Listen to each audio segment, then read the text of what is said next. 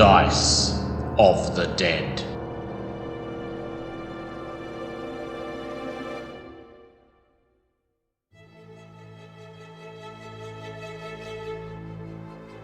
Heroes of the Broken Lands, a Nimble tabletop RPG actual play podcast, playing Nimble, a fast tactical RPG designed by Evan Diaz.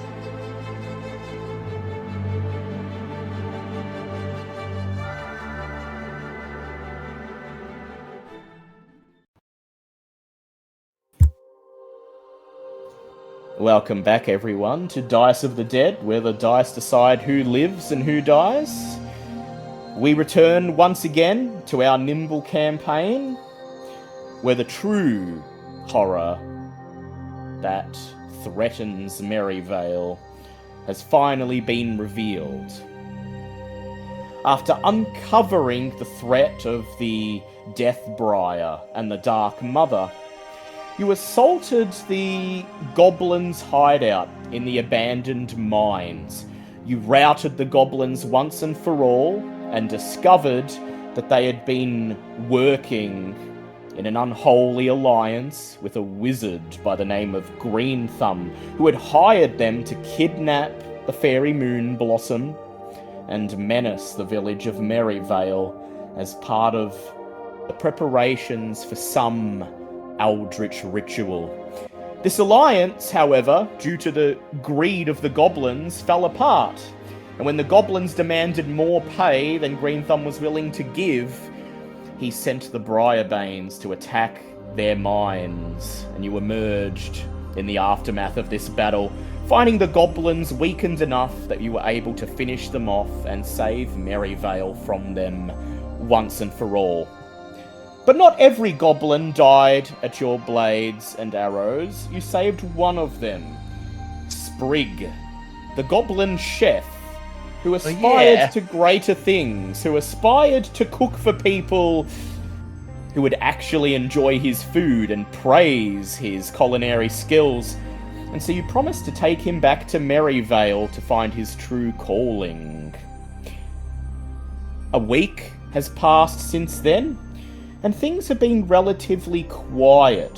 The village of Merrivale has celebrated the demise of the goblins and have kindly put you up for the week, honouring you as the heroes you are, giving you everything you need while you prepare for the next assault. And there's this subtle sense in the air that the land itself is anticipating something about to happen, that the final battle is just around the corner. So, let's figure out what you've been doing for your downtime and how you've been living it up as the heroes of Merrivale. I'm going to have each of you describe what you've done for the last week, and we'll do any rolls that are necessary to see if there's anything you picked up or earned or learned during this time. And if there's any items you'd like to sell or buy, Greenfield Provisions and its happy proprietor, Tom Gunthal, is ready to assist you. So let's start with Kronk, because he's the biggest and happiest of you all, and I'm sure he's spent this week making lots of friends. He has. Kronk has been going around the town introducing... My god, why did I forget the name of the goblin already? Sprig. Sprig, that's Sprig. I haven't read... I'm looking at it right here, Sprig. Kronk's going around, like, pretty much door-knocking like a Jehovah's Witness, introducing Sprig to everyone. Have you heard the good news? Have you heard the good news of our Lord Savior Sprig? Introducing Sprig to everyone, saying he is a good goblin. He is a fantastic cook, and I'm trying to get him a job set up in the inn as the new cook. As well as just doing some fun arm wrestling stuff. Kronk is taking a visit to the blacksmith to try to get something special made for the loving pretty lady Fallon. Well, let's start with Sprig. So when you return from the mines with Sprig, the villagers are wary. Everyone side-eyes him. They don't attack him. No one makes any moves against him because the fact that he's in your company at all means that he must have some redeeming quality. He must not be like those other goblins. He must not be an immediate threat. But no one's quick to trust him, and certainly nobody is ready to offer him a job or even try anything he cooks. And he spends the first couple days in the town square with his big cauldron set up, making a stew for anyone who'd like to try it. And it saddens your heart, Kronk, to see that in those couple of days, the only people who come up to try what Sprig is offering are the village children. Young Remy and Marla Homebrew's 2 daughters, and that's only because they worship you, Kronk. On one of these days when Sprig is set up, I see him go, Sprig, what are you cooking this time? I pick up a giant bowl and just dip into the stew and just go, this is Sprig, he's an amazing chef, and I just down whatever he's making in one gulp and make sure everyone sees. Yeah, go ahead and roll me a... Let's do a... Shall we say influence check, I think would be the best. Influence... Oh, that's just a straight shot. 11. 11? So you dip your mug into the cauldron and you slurp the stew. And you beam and you just shout, oh, that was amazing, Sprig! And Sprig beams at you and says, I've been working very hard every day, more fresh ingredients. Oh, much fresher than what they have in the Goblin Warrens. Oh, it tastes great. Fresh things from the market every morning, perfecting it inch by inch every day, more and more. And... I can really taste it. It doesn't taste like toenails anymore. That's Kronk's favorite. So the kids that are gathered around, they take this as a joke and they laugh, and one of the kids calls out, young Remy calls out, he takes a sip from his bowl and he says, oh, actually, this is rather good. It tastes like real adventuring food, it does. Tastes like what you'd eat when you're on the road on a grand quest. That's right, Remy, you eat this every day and you get big and strong. I just looked down at Remy and he's got my scale that I gave him just wrapped around his neck. Yep. And that seems to do it. Slowly over the course of the next hour, a line forms under the fairy tree as the people of Merrivale, curious in spite of everything, decide to try Sprig's stew for themselves. Kronk likes it, the kids like it, and Sprig's been here for a few days. He hasn't tried to steal anything. He hasn't tried to hassle anyone. All he's done is just dutifully sit there by the cauldron, stirring and cooking. And the ice is broken. And once the first person, none other than Mayor Tills, sips from his bowl and lowers it, and there's a big beaming smile on his face, you know that Sprig has won them over. Mayor Tills flashes the town square a thumbs up, and then everyone is scrambling for a dish.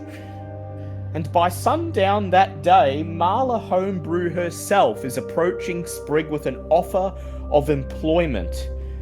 Oh, well, you know, I don't think it's a patch on our patented Griffin stew, but we've been needing to overhaul the menu for a while, and, well, my old tired bones would like a break from the cooking every now and then. Many other things to attend to when you're running a busy inn, after all. And that's how Sprig becomes the chef at the Valley's Rest Inn. And as soon as he accepts his offer of employment, he looks over at you, Kronk, and he rushes over and wraps his arms around your leg in a big hug, tears streaming from his eyes as he goes, oh, Kronk, oh, thank you, Sprig will never forget, It's okay, Sprig. You are the best goblin I ever met. Just make me one promise, you name a dish after me. Sprig will do it. Sprig will do it. Sprig will call this one the crunk stew. Sprig will put some chili peppers in there for Crunk's breath and maybe some pepper so it has pungent odor like Crunk when he hasn't washed in days. Oh, I'm so happy. And so that's the majority of how you spend your downtime, but you do find the time to visit Greenfield Provisions and dump the sack full of spider poison glands and fangs down on the table. And Tom and Daelina Gunthal eye these things with a fair bit of suspicion at first, but when you tell them that you're making a weapon out of them as a gift for Phelan, Tom immediately perks up. He looks at you and says, "Oh, wow. I'm not one to shy away from a challenge, but spider fangs and venom sacs, I won't say it's materials I'm used to working. I'm a bit of a deft hand around the forge, but..." If it helps, I still have a silver ignet I can give you, if that would help. "That'll do it," he says, and the trade is done. He tells you with a wink and a smile to come back the next day, and when you do, he presents to you 2 daggers, 2 curved, sickly green daggers. He's fashioned like a glass casing around the fangs and sort of turns them into glass daggers where the fang itself forms the core of the dagger's shaft. He points inside the shaft and you can see the venom running through these little veins that he's engraved into the glass casing. "I don't know how long the venom sacs will last.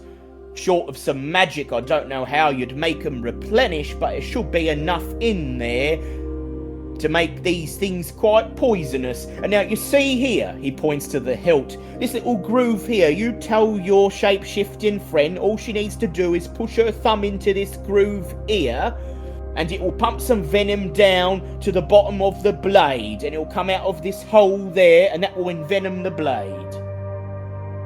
This is awesome. Well done, Jit. You are the best blacksmith I have ever met in my entire life, and I've met one. "Well, I suppose that makes me the best by default, but I'll take it," he says. "While you're here, is there anything else? I understand you lot will be going on another expedition soon." He gestures toward the shelves of supplies. "And anyone else in the group, if you've got orders that you would like Kronk to fill, now is the time." I suppose some health potions. Arrows, please. Alright, so you want some whomping arrows or just normal arrows? Just normal. Just normal. No, so we'll go for some normal arrows. We'll say 3 health potions, and Sarah, is there anything you wanted? I don't know, honestly. Okay, How we'll much go. gold have you got? 150. I have a bit of gold. I And literally have not spent any gold so far. Yep. It's all just been accumulated. Neither have I. And would Cass like anything? I honestly can't think of anything at the moment. I've got 31 gold, but I've already got my long sword. Yep. I don't think I need anything else at the moment. So he brings out a wooden tray. The bottles of health potion jiggling and shaking. And he's willing to offer up to as many health potions as he's got. And he's got 10 bottles in the tray for 25 gold each. Yeah, we'll go for 4 health potions. So that's One for each of you, 100 gold. Easy done. And what about the arrows? As for arrows, he gets a big quiver full stocked with arrows, and he says arrows are quite cheap, but there's a lot of them. These will last you a while, and he's willing to sell you the whole quiver for 30 gold. Done. Sounds like a done deal. I've just written that from all my gold, so it's all right. Yep. Oh, also, actually, I might grab some rope. Some rope? Yep. I forgot about You last did time use your I rope. used up all my rope. Very cheap, 5 gold pieces rope will be. Oh, Alright. I can give you rope. I've got 50 feet of it. Oh, okay. Then I guess we'll be fine then on rope. Save Never your mind. money. Yep. Alright, perfect. That's 1 HP pot each for everyone. Some arrows for Archer. And Ooh, yeah. health potion. And so, I bought one for every one of us. yep, Just a regular healing potion or just a greater? regular one. Regular. Perfect. And so perfect. Kronk portions out these to everyone by the end of the day. And Kale, you don't have to Yeah. track arrows in Nimble, so the fact that you've gone out of your way to buy more arrows, I will give you a bonus, and I will say that when you fire your bow, your attacks deal 1 extra point of damage. Okay. High quality arrows. Yeah, to represent these arrows being a bit better quality than the ones you've put together in the woods, and also that you have a whole lot of them. Bro got them premium Short bodkin arrows. bow is so 1 extra Point of damage point. per hit. So Yep, 1d6, 1d6 plus dex plus 1. exactly. And Phelan, when you are given your gift of poison daggers, they fit your... They've been designed in a way that no matter what form you take, your hands seem to be able to grip the hilt perfectly.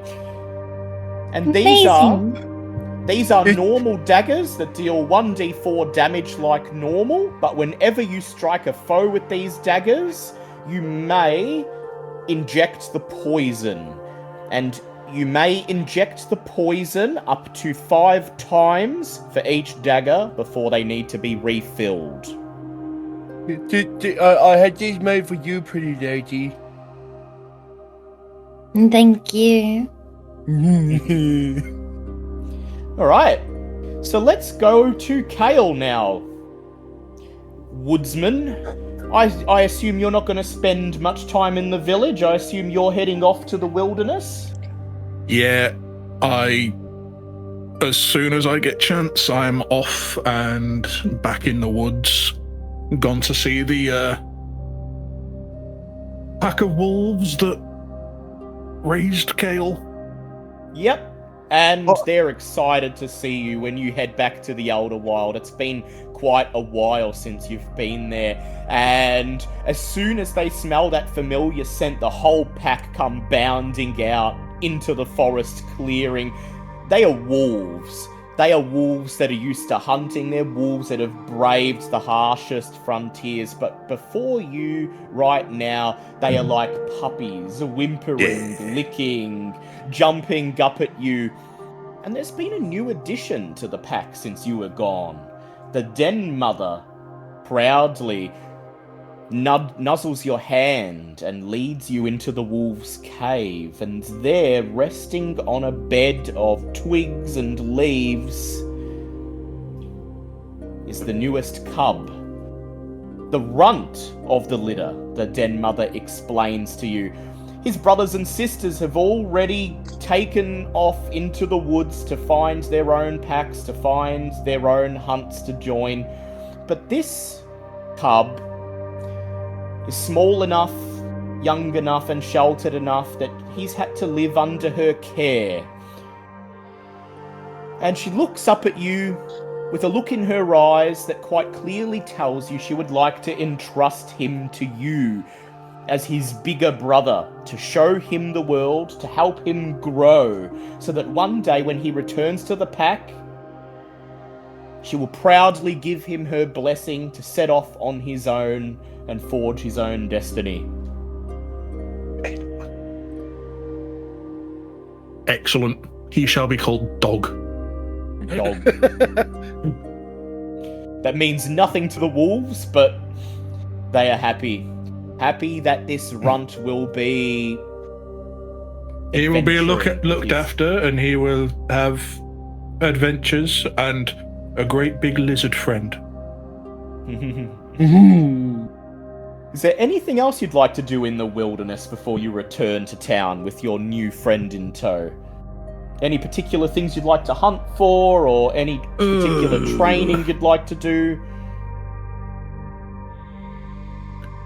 I practice training with the Shield of Thorns so that I'm not just using it by instinct.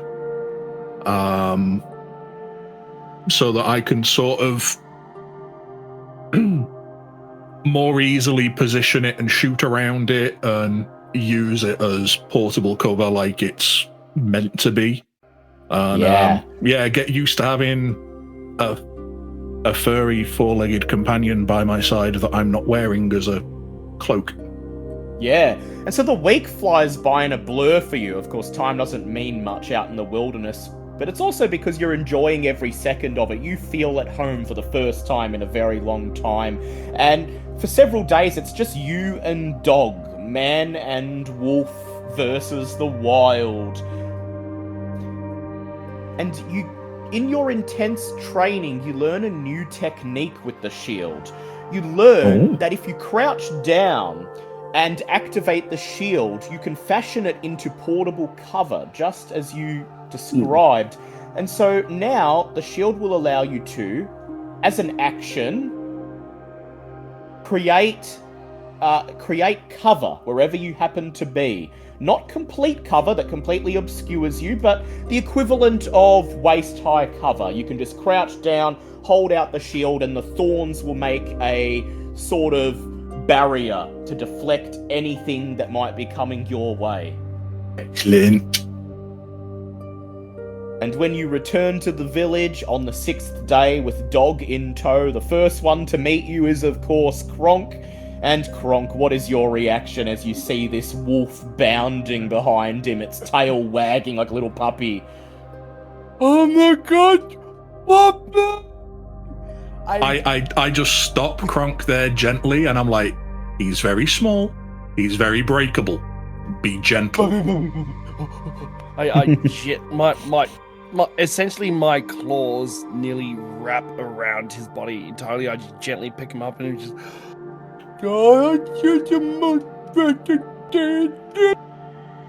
At this point, Kronk is just speaking absolute gibberish. And in Dog hands, is so excited, he pees all over Kronk because But Kronk doesn't notice because he's just too busy rubbing his face in the fur. Kronk doesn't notice because Kronk, but yeah. It adds to my musk.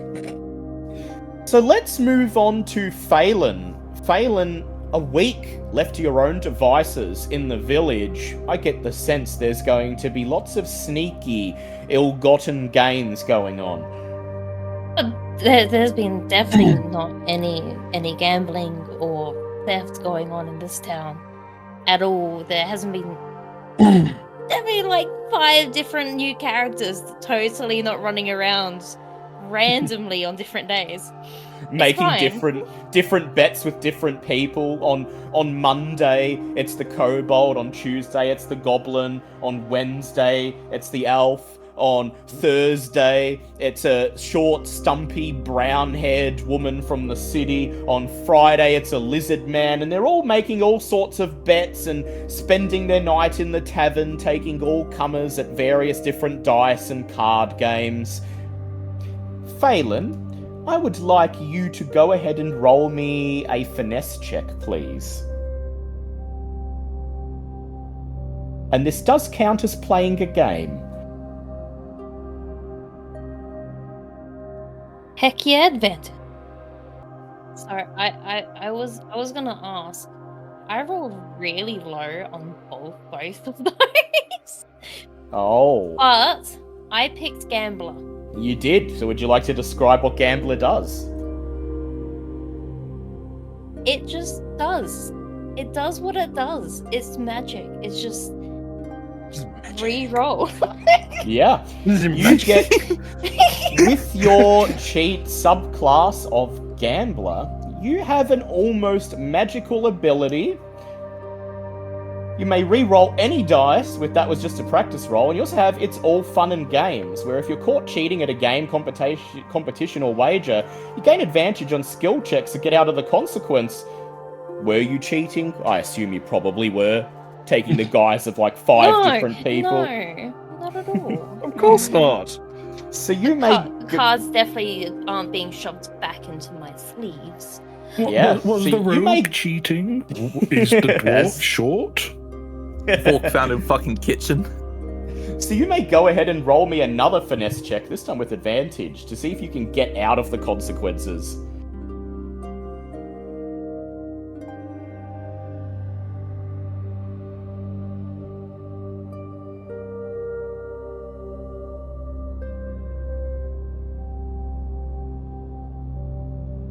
Dirty 20.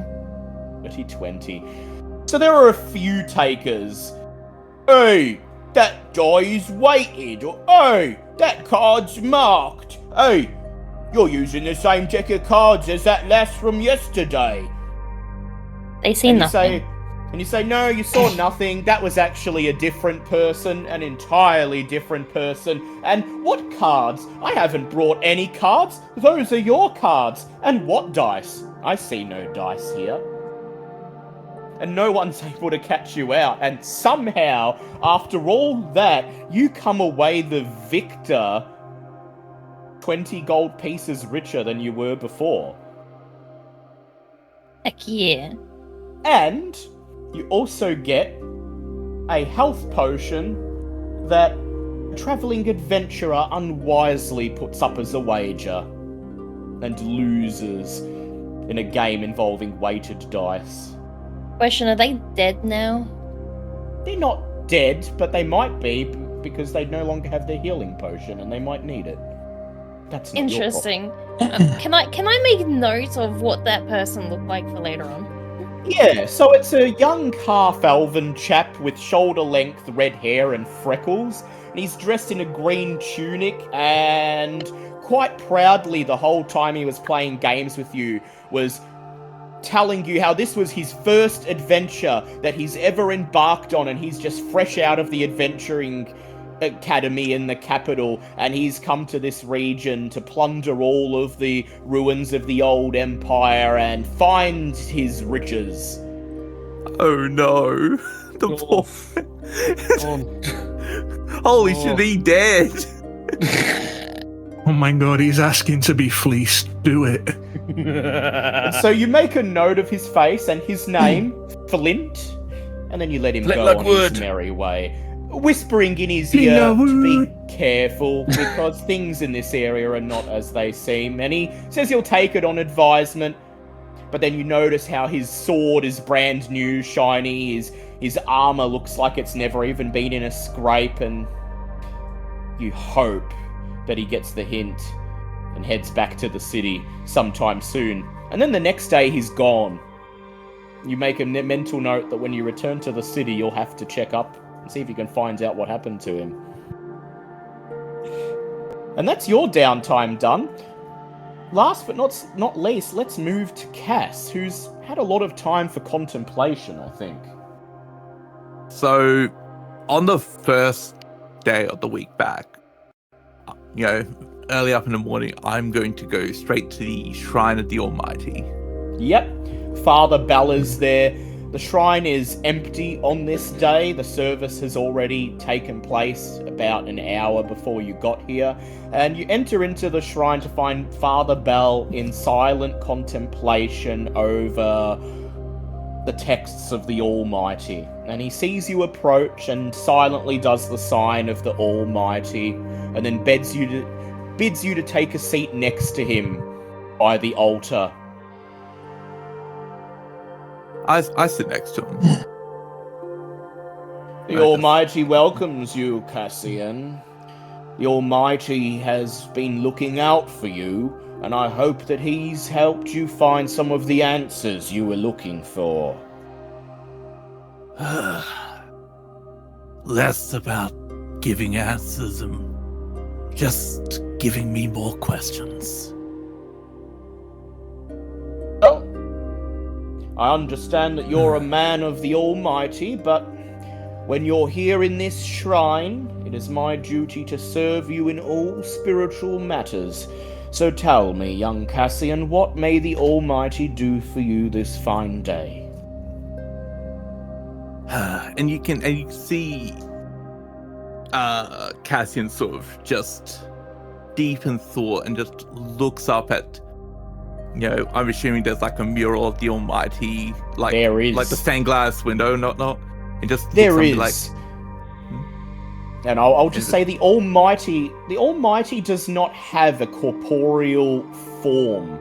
Rather, he's always depicted as, most often as the sun, but sometimes as a cloud, sometimes just as a blue sky. And this stained glass picture features the sun in a blue sky looking down upon the village.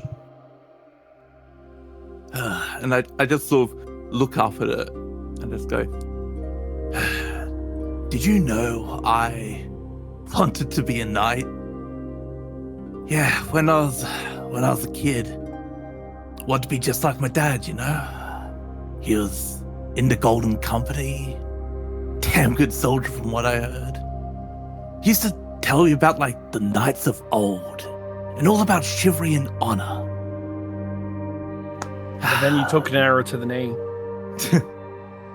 Sorry. But it was just the Muffin Man? Funny considered, got a woman from the brothel pregnant with me. She never wanted me, so handed me over to him. But he died in an alley when I was young. Church saved me, Priest caught me catching some fish from the merchants. Ran off with it as fast as I could, and I couldn't outrun him. Tell me, Father, what does someone that murders a man of the cloth deserve? Father Bell studies you, his eyes narrowing, and then he gives you the smile of a kindly father. He looks at you and he says, I saw when I first laid eyes upon you that the Almighty had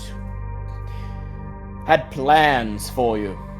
I saw the vestments you're wearing, vestments of the cloister, and I could see that they are the vestments of one who was, once upon a time, destined to become an oathbound of the church. Your dream of becoming a knight was within grasp, but here you are before me today as a shepherd, a man of the cloth. And the Almighty decided that he had different plans for you. I do not know the extent of your training with the church. I do not know the story of your life within the cloister. But I've heard your name spoken, and it was spoken to me highly by those who knew your father, by the man you trained under and served as a squire towards, and who, had you become oath-sworn, you would have been bound to protect.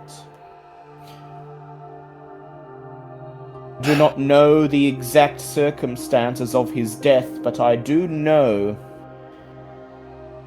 that it was violent, that he met a premature death at the hands of those who were enemies of the Almighty. And I would say, if you look within your heart, my son, you would know what the Almighty would want you to do. Is it the Almighty's plan to have me enact vengeance? I mean, these people, and you can see he's like sort of just looking down at the ground. It's like, they killed him? They killed my trainer? They even killed a healer I was getting close to. These three beautiful people who only wanted to help. As the servants of the Almighty do, it is our duty to spread the light, to serve the light, and drive out the darkness. And that duty means that sometimes we must lay our lives on the line in service of driving out that darkness. And those who give their lives in such a way will be honored by the Almighty beyond their wildest dreams, elevated beyond anybody else in the kingdom of the Almighty. And I would say there is no higher calling than being the sword of the Almighty and fulfilling that duty as best you can to drive out the darkness. And I just sort of look over, and the minor magic that I've been using just sort of goes out of control for a sec, and you see just sort of a wave of necrotic energy sort of just flow over. And then I just look up and it's like, I think that the person who killed them might be close. Father Bell shakes his head. I can see that you're troubled. Your soul is troubled, but the Almighty has not abandoned you. I would invite you, spend this week in worship with me. Talk to the Almighty, and you will know what you must do. And you can see that Cass is looking very conflicted. He sort of looks around, like, considering what's been going on, I think that he might have either abandoned me. The fairy even doesn't want anything to do with me. But suddenly, Father Bell looks very sad. Perhaps it is not that the Almighty has abandoned you. Perhaps it is that you have abandoned yourself, that you feel you are perhaps not worthy to carry out the grand duty that the Almighty has placed before you. Please, spend the week attending to services with me. Spend the week in contemplation, and you will see that the Almighty has a plan for you. It may not seem like it, but it's true. And reflect on this. During this week, reflect on all that has happened, all that has brought you here to this village, and all of the good that has transpired since you have arrived here, and you will see it is obvious that the Almighty has a plan, and you are key to it. he can probably see that Cass is sort of just gritting his teeth as he's saying it. Out of moments like he wants to lash out, but he doesn't. But at the same time, doesn't want to. He knows that the priest is trying to help, so he was just. Do you know what? To humor you, I'll stay. And for the next week, until like the last night, he's going to help out at the church. And once like services are done, he's also going to do some training with the village guard just to keep his swordsmanship up. Yeah. So go ahead and make me a insight check or lore check. You can choose whichever one you think reflects your relationship with the Almighty the best. I think at the moment it's going to be insight. Alright, so that's a +4 to... Oh, good God Almighty. That will be a 6 altogether.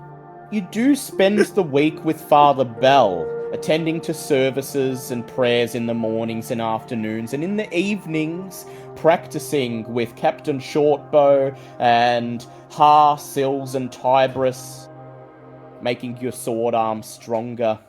Are they getting any better while training?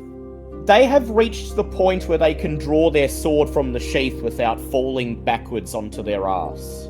Oh my God, That's miracles can happen. But they've got a long way to go. And at the end of the week, nothing feels different.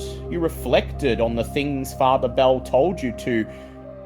You spent time in silent contemplation and prayer, but nothing. In fact, all you noticed was that you are truly alone. The villagers give you a wide berth. When you strike up small talk with them, they humour you for only a few moments and then change the topic to beat a hasty escape. Some of them seem to visibly shudder when you draw near, and you don't dare approach the fairy tree, for you know deep down, seeing the fairy shy away from you again would break you, and there's still a tiny bit of you that is holding on to hope that the Almighty is there, watching you, that he has not forgotten you. But for now, it certainly seems like you were lost.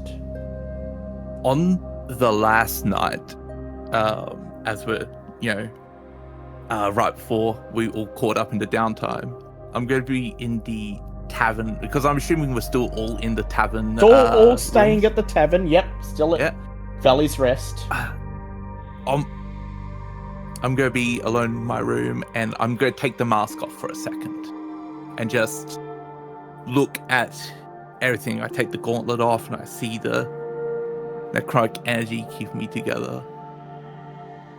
You see... Zombie boy. In the mirror, you see a corpse. Skin putrid, pale, the flesh beginning to sag and rot, your face gaunt, your eyes sunken into the recesses of your skull. The necrotic energy flowing through you like dark veins. Yeah, and I put my hand over like the main injuries on my left hand side, and I look at him and I'm like, is this really a plan? This is what you call a plan? And he just sort of smiles, like almost manically, like trying to, as his hands shaking over the injuries. And I'm going to try and, as I do it, he puts the other hand sort of out, like towards the mirror. And I'm going to cast Life Binding Spirit. Yeah. The room crackles with energy, and for the first time ever, your Life Binding Spirit appears. You've never been able to summon it. You've spent years in contemplation, learning, but there's always been something lacking until now. This night of all nights, your Life Binding Spirit appears before you, and what does it look like?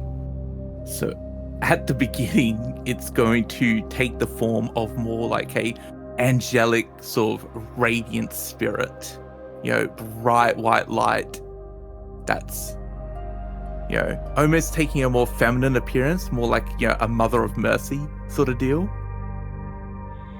But then slowly, as I've summoned it, and I look at it, and it will slowly turn into a shade. The light recedes from it, and as it turns into almost a shade, almost a shadow of its former self.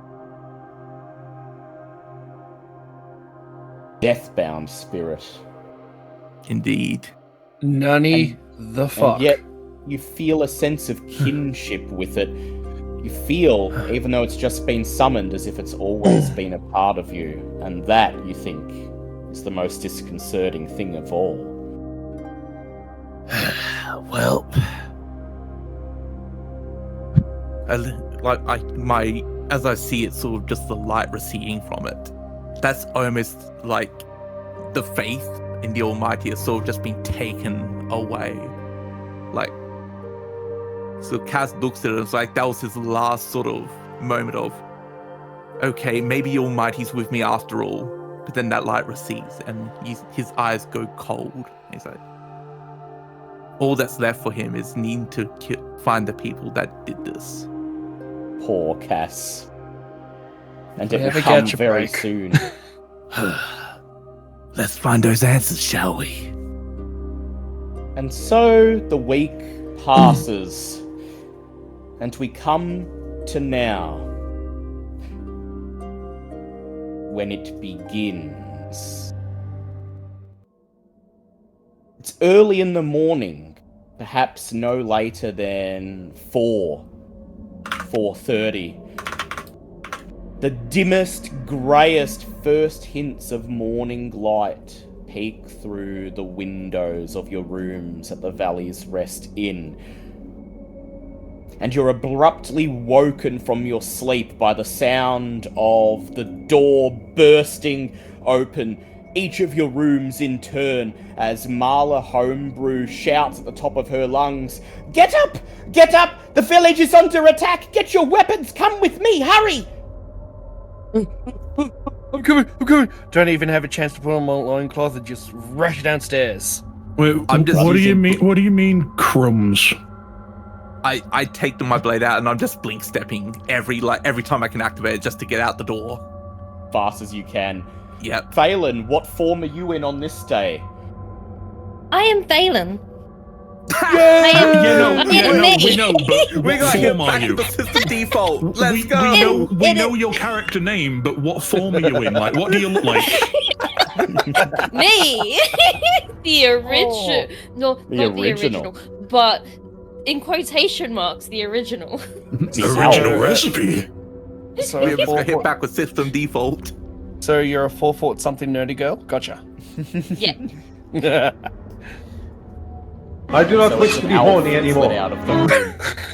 And so you gather your weapons, your belongings, and you follow Marla down to the first floor. And as soon as you reach the first floor, you can hear the sounds of battle from the town square outside. The sounds of steel on steel, shouting, people screaming as they run for cover. You don't even wait for Marla to say anything else. You charge towards the door and out to face whatever is attacking the town. Please go ahead and roll for initiative. Reason you let me down. Come on, Cthulhu. Yeah, put that one in jail from last night. Oh, no, I'm putting this one in jail too. That was a 1. I'm going to use an inbound one because that hasn't failed me yet. Hey, something for 15. you.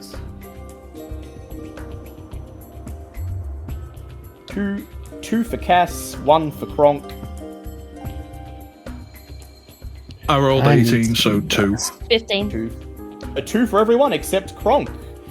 You charge out the door into the town square, and a scene of chaos plays out before you. A walking tree laced with brackish vines, a briarbane root breaker, just like the one you saw in the goblin stronghold, rampages through the town square. It brushes the fairy tree aside with a branch, knocking it askew, causing Moonblossom to scream and flee into the knots of the tree as the roots are torn up, ripping the earth asunder. The tree bellows, "Master needs beloved things!" And it gestures using one of its branches as a limb, pointing towards the town square as the Briarbane seedlings that ride astride it drop down and launch their attack. Several commoners cower, running for cover, and Captain Shortbow, pressed up against a market stall, defends a lone woman as he draws his namesake weapon and prepares to fight. Kronk, you're up first. Wait, what, with a 1? Shit. Yep. It's only One the action, number though. of actions you've got. Yep. You got 1 action, but you still get to go first. What's my move again? 6. It's got enough move to get to the root breaker, I'd say. Would I be able to have enough to get to here? Not this turn. You can get about halfway there to the commoner and Captain Living Shortbow. on a prayer. Here. Yeah. I will go here. Go, I'm going to help me out to save everyone! You just rush to the west, where Shortbow and the commoner lady are backing towards a market stall as the Briarbanes advance on them. Phelan, you're up next. I am hiding Yeah, go behind ahead, the market stalls. Roll stealth for me, please.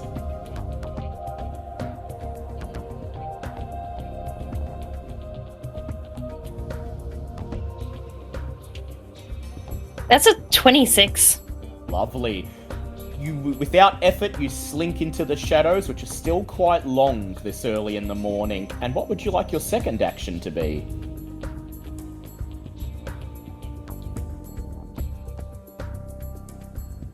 I am going to use my clockwork spider to common a bee behind the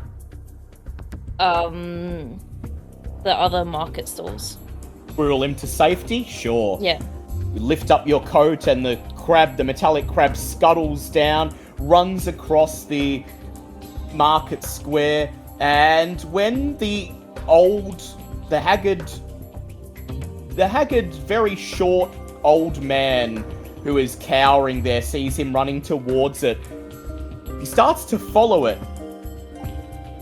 and it leads him to safety, cowering behind the market stall, safe from the Briarbanes, which will eventually reach him, but you've bought him a few moments. Alright, Cass, you're up next.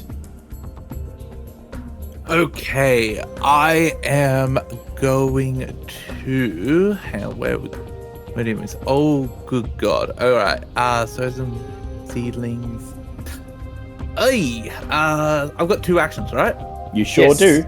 Okay, I am going to first... Do what? Screw it. I'm going to pop Life Binding Spirit. Yep. Where would you like it to be? I'm going to actually summon it. Does it have a range, actually? Does it have a range? No, it doesn't. It just says summon spirit. So I guess right next to me it summons. Darkness coalesces in front of you and your life-binding spirit appears. This is the first time anyone else will have seen it, but in the thick of battle, they're not going to ask any questions. Alright, you and me. And I'm going to then spend my next action. 1, 2, 3. Yeah, 1, 2, 3, 4, 5, 6. I'm going to get in front of Kale. I'll go about here. And then Just with in a free action, I'm going to pop the shield on. Yep, slide your shield on, hold it in front of you. A shield wall to protect Kale, who is up next.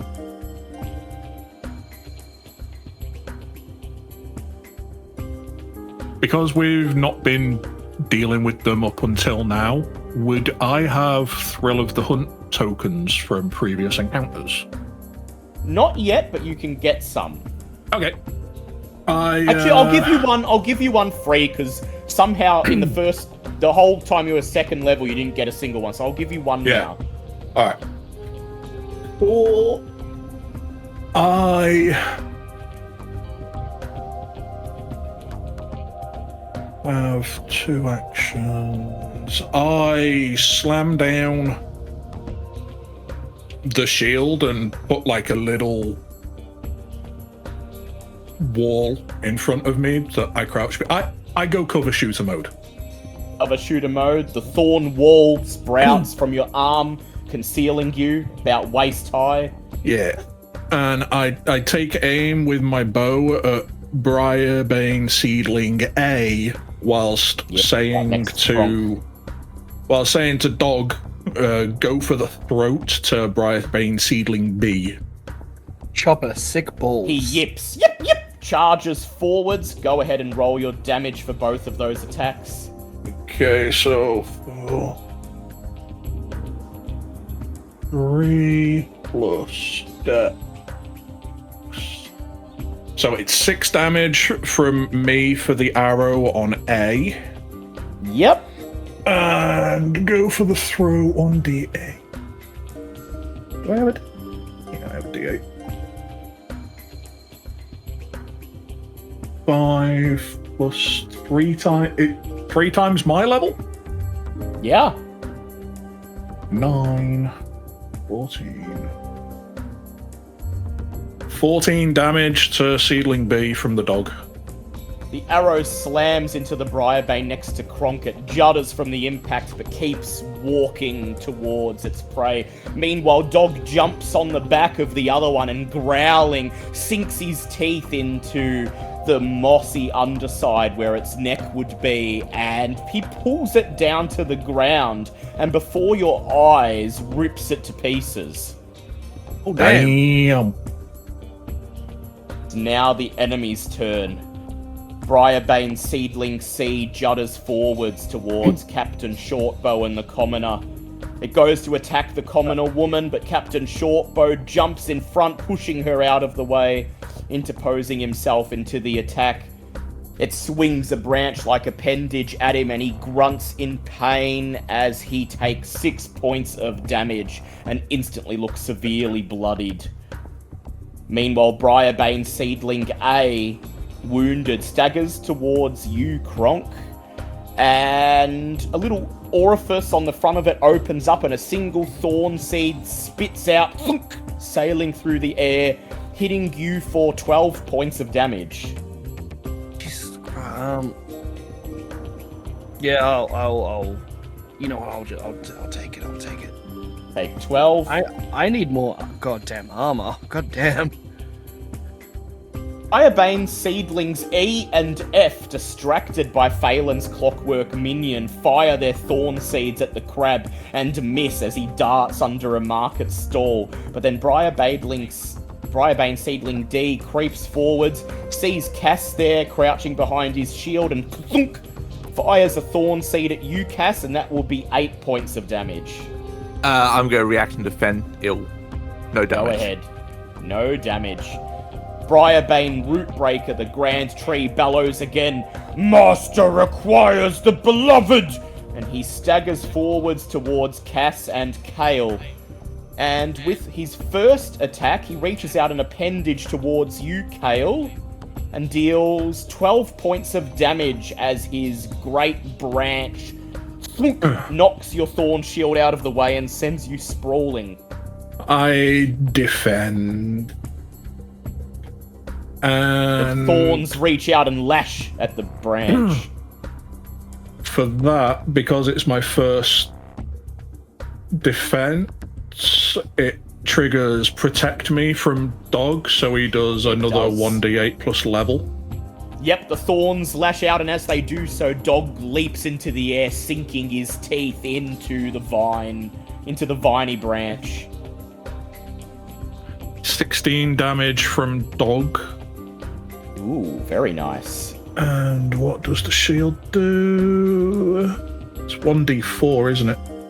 It is 1d4. 3. 3. Very nice. Alright. Kronk, you're up again. Well, first up, I would very much like to rage. So I'll just Good take idea. my Fury die for outstanding. I thought I dealt with you already. And I'm going to use his ability for max damage on Briarbane C, so that A, for that's 14 damage. Yeah. The axe comes down, Hugh activating and using its magical power.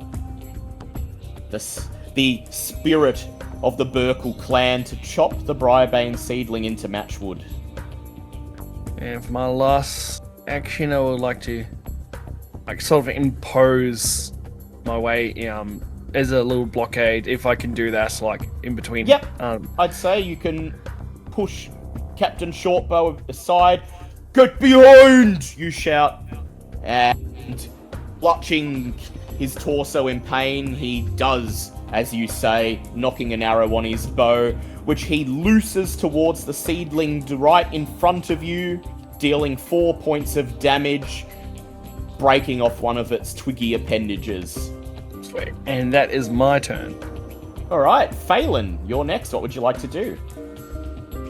You're still hidden, by the way. I am going to use my free move to move down to the commoner and tell him to head essentially towards the stump and hide behind the stump in that back corner to get him out. Wordlessly, he nods, turns, and runs far enough away from danger that he should no longer be an issue. Awesome. I just don't want people getting hurt. They steal And- from them, but you don't want them to die. For my first action, I'm actually going to use something that you gave me ages ago, which Yep. is the lightning scroll. Ah, Oh, shit. yes. What I'm going to use spell it would... on. I don't remember what ones they did. Well, I It's can the do tier that for 1, I'm you. pretty sure. It is a tier 1 lightning spell, which means it will be Arc Lightning. Range 12, damage 3d8. The bolt also strikes the next closest creature to your target. Okay, so I'm going to be doing that on Briarbane Seedling E, so I can also hit the guy next to him. Yep. Pull out the scroll and recite the words on it, and a single bolt of lightning appears in your hand with a thunderclap. It arcs across the town square. Go ahead and roll me that damage, please. What was the 3D. dice again? 3D. 3D. 3, yeah. Thank you.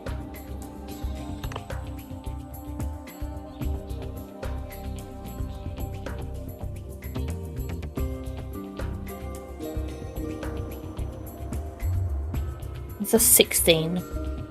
Instantly, the two Briar Banes are turned into ash. Damn. your Well done. Bye. And second action, I'm actually going to use my sling and try and lure it towards me while I'm still hidden. Yeah. Shoot a rock into the air next to the seedling, and it draws its attention. It begins to stagger towards you and into danger. And that is my turn. Thank you. That is your turn. Alright. Cass, you're up next. Okay, doesn't it? By the way, with the life binding spirit, I did have a look. It just says it follows you around, so it stays on the same square I am. Right, so no need for a token. Because it then. can't be attacked. That's fair enough, it is incorporeal. Yes. Yeah, so I guess I don't need a token for it. I'll just remind myself when it's up. Okay, so I have 2 actions, correct? You... 3. You didn't no, make defend a it.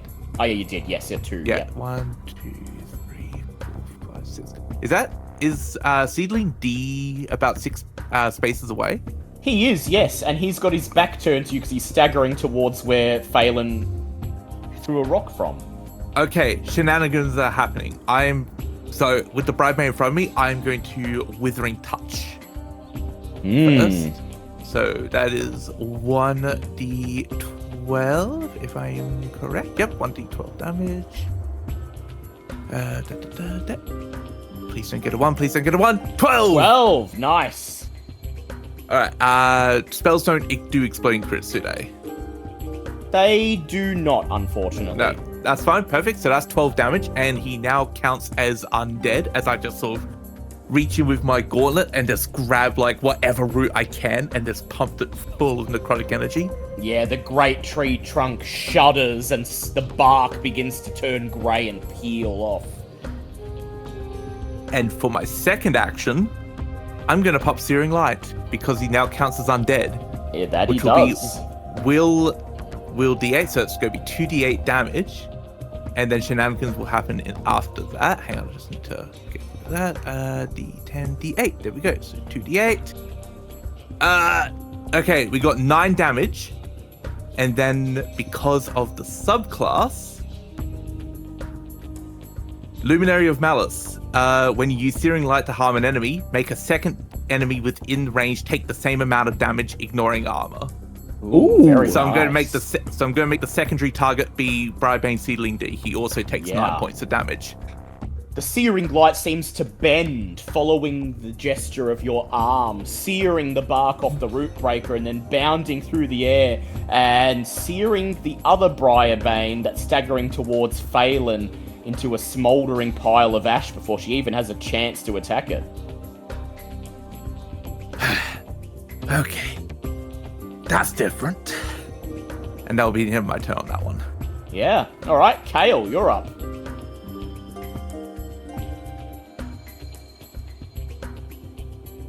I take aim at the root breaker with an arrow of walloping. Yep. After I've marked it with the hunter's mark. That Advantage. is 1d6. Okay, just right. 5 plus 3. Plus 2 is plus 3 is 8. So 8 damage to the root breaker, and I still have arrows and walloping left. And that's the end of my turn because I used one action to defend previously. You did.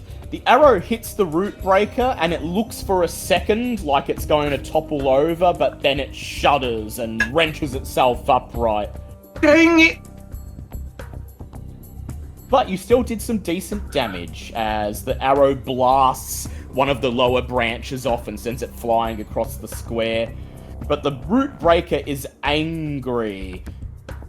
He wants to stagger towards you, but Cass is right next to him, so instead he just leans over and a heavy, trunk-like appendage bears down on you, Cass, and you take 13 points of damage. Okay, by the way, one thing I did forget to say is that I did unequip my shield to do the spell casting, so I don't have my shield on, but I am still going to react defend for 6. 6, so you take 7, much better. Alright, 7 it is. The blow nearly knocks you off your feet, but you manage to stand firm. And then Briarbane Seedling A over near Kronk smells the blood of Captain Shortbow. And he's trying to get to Captain Shortbow, but Kronk, you're in the way, so instead he wails on you. And you take 5 points of damage. Yeah, actually, what? Yeah, I'll take it. And then you're up, Kronk. And that is another Fury die added to my pool. And that's a 2, still better than a 1. And I will use Hugh's ability again. For, okay, so this is going to be 12, 14, 16, 20 points of damage. Ooh. As soon as he strikes you, just lash out, and Hugh comes down, and you bisect him neatly in 2. And 1, 2, 3, 4, 5, 6. Sorry, 10. Was my breath? What did we agree on? Oh, 30 feet. Yeah, not 10, far enough to get the root breaker, unfortunately. I can still move, then use it because I attacked before, didn't I? You sure can. So, because it's been a while and I'm still using D&D math. My move is 6. Is that your move 60 is 6 feet? Yep. No, so it's just six squares. Oh, 6 squares. Okay. There's no feet in Nimble, it's just squares. Yep. I have to get out of the D&D brain. Okay. So 1, 2, 3, 4, 5, 6. Yeah. And I'll let loose Dragon Breath. Yep. You rush towards the root breaker and spitting a single plume of flame. Your level is 3, so that's 3 points of damage. The root breaker shudders, a massive scorch mark from where your flame hit him, but he is still up. Let's go to Phelan. Wait, is that a ranged attack? I thought that was a cone. We've made it a ranged attack for Kronk because normally it's supposed to only hit an enemy right next to the one you hit, but because because he's a Dragonborn, I've reflavored it to be a bit more like the D&D Dragonborn and actually give it some range. Cool, but he still has to attack in the same turn to trigger it. I don't really have a long distance attack, so I'm just gonna run towards him and that's basically it. Run towards him and attack? I don't think I'll reach him. Well, you've got... And it's throw a dagger. No, you've got enough... Got 3 actions. Yeah, you've got enough movement to reach him. 3, 4, okay. 5, 6. Yeah, it'd be 2 actions your free to get... movement. Oh, yeah, you got 3 movement, and then 1 action to reach him, and you got 2 actions left. Oh, cool. Yeah. I'll use Dual speedy wielding on here. both poison daggers and inject both poison daggers. Yep, while so how- stabbing him. So how And dual because wielding he's- works in Nimble is you roll both the weapons and you just pick whichever one is highest. And because he is also distracted, it Yeah, is already sneak attack. highest. Because of vicious And- opponent. Yep, and would you like to use your gambler ability to go all in? Oh man. Oh no. If so, roll me a d20 and tell me Giggity. if it's equal. Tell me if it's higher than 11. It is higher than 11. All in. Go ahead, count up your max damage, please. Oh god. Oh. That's a lot of dice. How many? It was 1d6 for the poison again, wasn't it? Yep, if you're activating the poison, it's... Yep, so 1d4 for the dagger, 1d6 for the poison, then your sneak attack, and all those are maxed. So 4 plus 6 is 10, and then whatever your sneak attack is, that's also maxed. 18. 18 points of damage. The little dagger just whoosh, slashes, the other one stabs, the poison pumps through the vein. I'm attacking and twice with both daggers. Is the poison added twice? only if you're activating it twice. I am activating it on both daggers. Yep, so 4 more uses on each dagger. Alright. So I will double that to 32. Oh, And that is... You basically just leap onto the trunk and just... like a prison shank right into its mouth. The root breaker shudders and then wordlessly topples to the ground with a loud crash. I'm sorry, Sarah. Holy God damn, MVP. Shit. damn. Oh, I thought I'd done well. God. I'm just gonna sit on the stream and be like, oopsies. Did you guys actually hit him yet? Did I do that? Suddenly the town... There's just a little Go ahead, Kronk. singe. I was going to say, meanwhile, there's just a little singe for it, and it's just your... God damn it. But, Kronk goes over to the captain and Commoner and... are you two alright? Do you need immediate assistance? Cass, get over here! Commoner lady just looks up at you and gushes a wordless thanks, and then she turns and runs to safety. Captain Shortbow, through laboured breaths, clutches his torso. More of them! In town!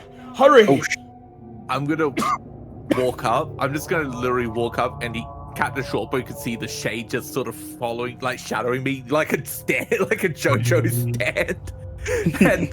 and I'm going to look at the shade and just be like, heal him. And the shade's going to go into Shortbow, and I'm going to expend it and heal him for. I believe it's 1d6 plus will, right? Yes, it is. Yeah. 1d6 plus will, so it'll be. Drum roll, please. 7 hit 5. points. 7 hit points. That's more than enough to keep him off death's door. Instantly, his breathing is steady. He shies away from the shade at first, and it almost has to reach out and forcibly grab him. But then when he realizes it doesn't intend to hurt him, he relaxes, lets it embrace him. He looks back at you. Thank you for the aid. Oh, I don't think I'd have been able to take them all by myself. There's more of them. In town. Oh, you get your cover. We'll take care of everything else. No time to catch your breath. I sent the boys off to buy us some time. The crops down near Ogden's farm. They came to life bursting with the creatures. They've laid siege to the outlying farm. And then more of them came from the riverbank behind the shrine of the Almighty. I sent Cor and Tybris down to the shrine, and I sent Har over to Ogden's farm, but They won't be able to hold out on their own. You've got to get there.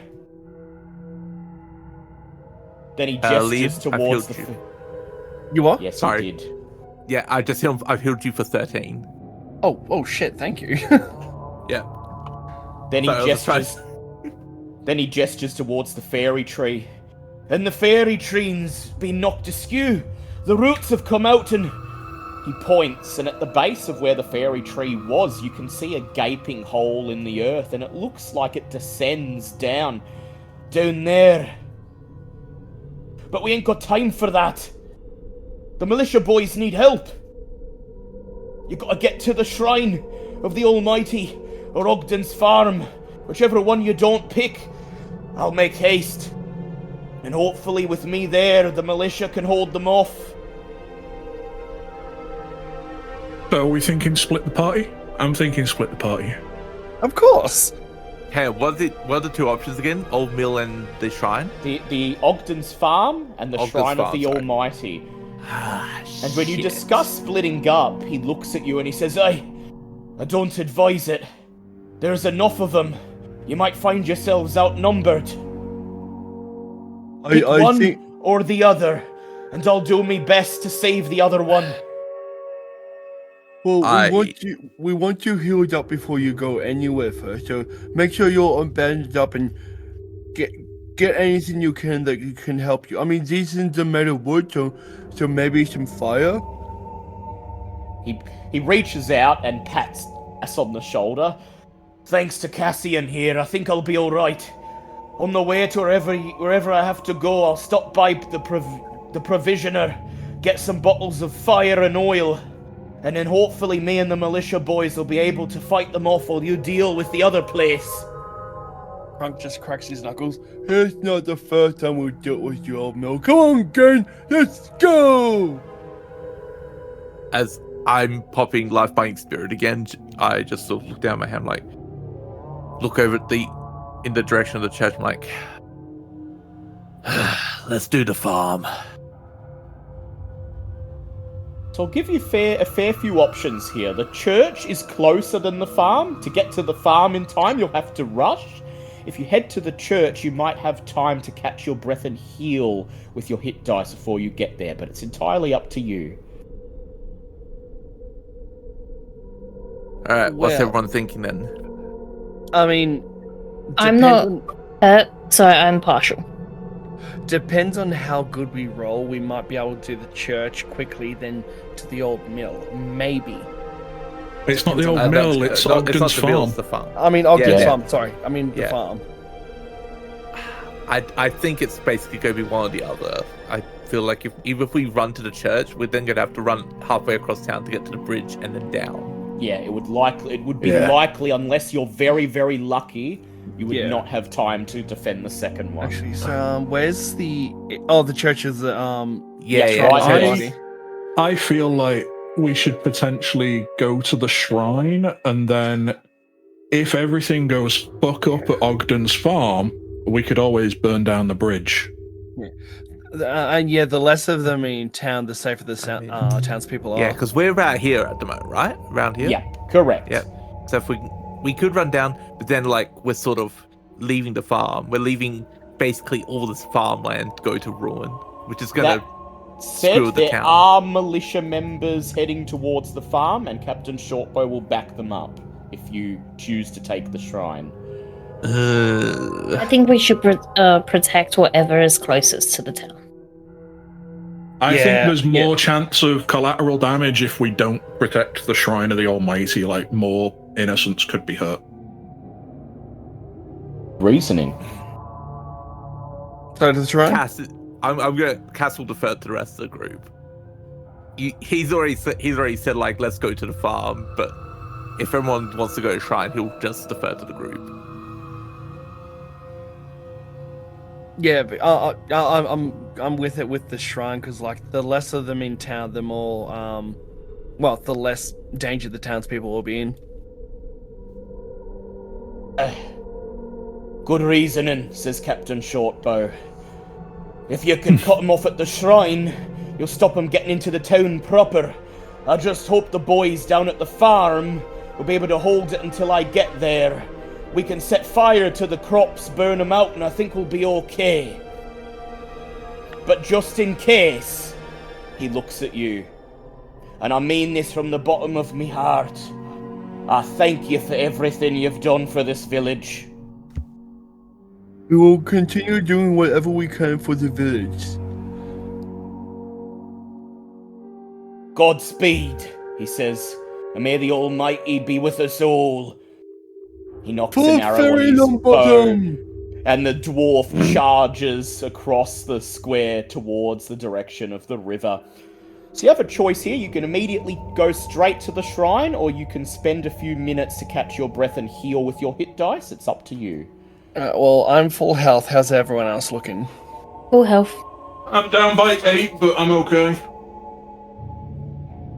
I'm only down by 7. What? Yeah, 7? 7.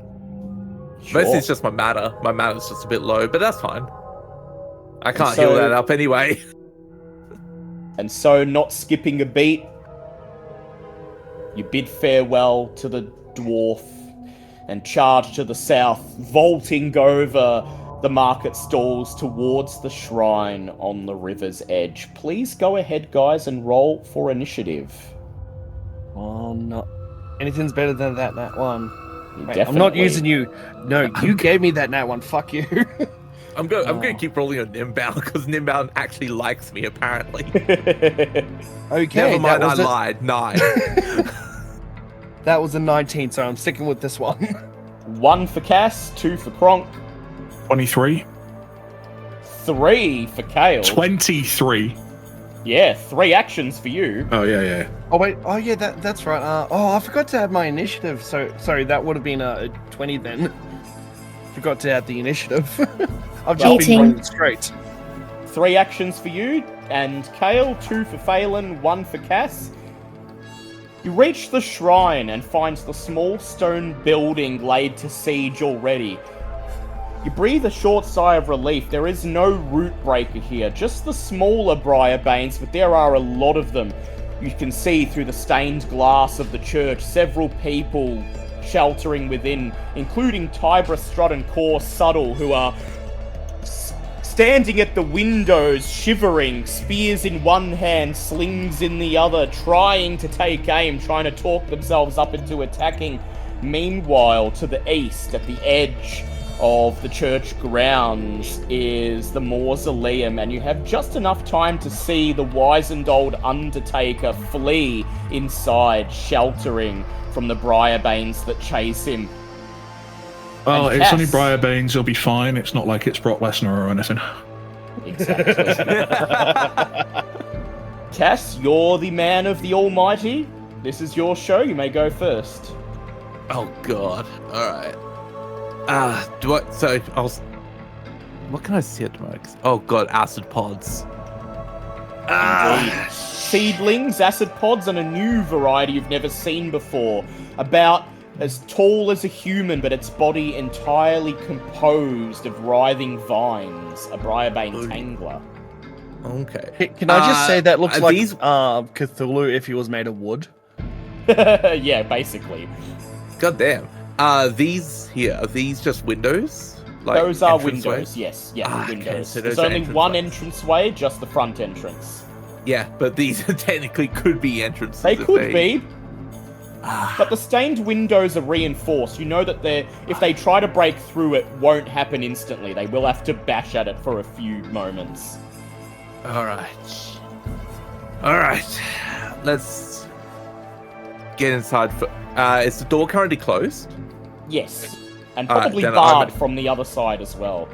Alright, I reckon I'm gonna go over this one. So 1, 2, 3, 4, 6. I'm gonna go here and pop my shield on. Pop your shield on. Yeah, try and see if I can help the Undertaker out.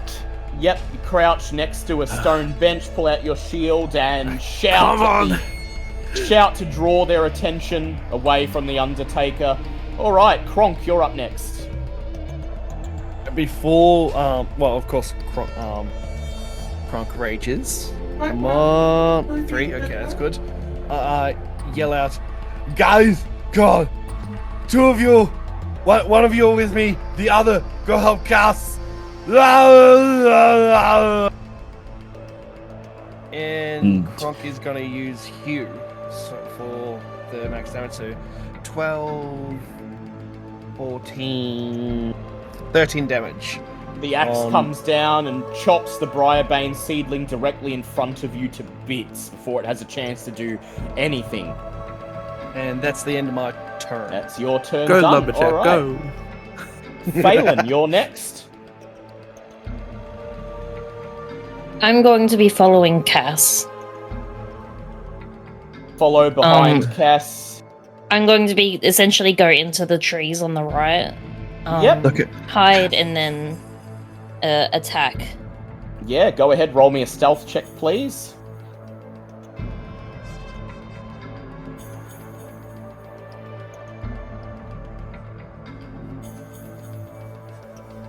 Natural 20 for a 27. Lovely. Jesus. You dart behind Cass and using his shield wall as cover, crouch and hide in the bushes that brush up against the side of the church, and from there creep towards your target. You still have... That's it, that's your turn done. You can't attack. Oh, you... No, you used your free move, so you do have an action. I forgot you have your free move. Am I... No, I'll stay there and wait.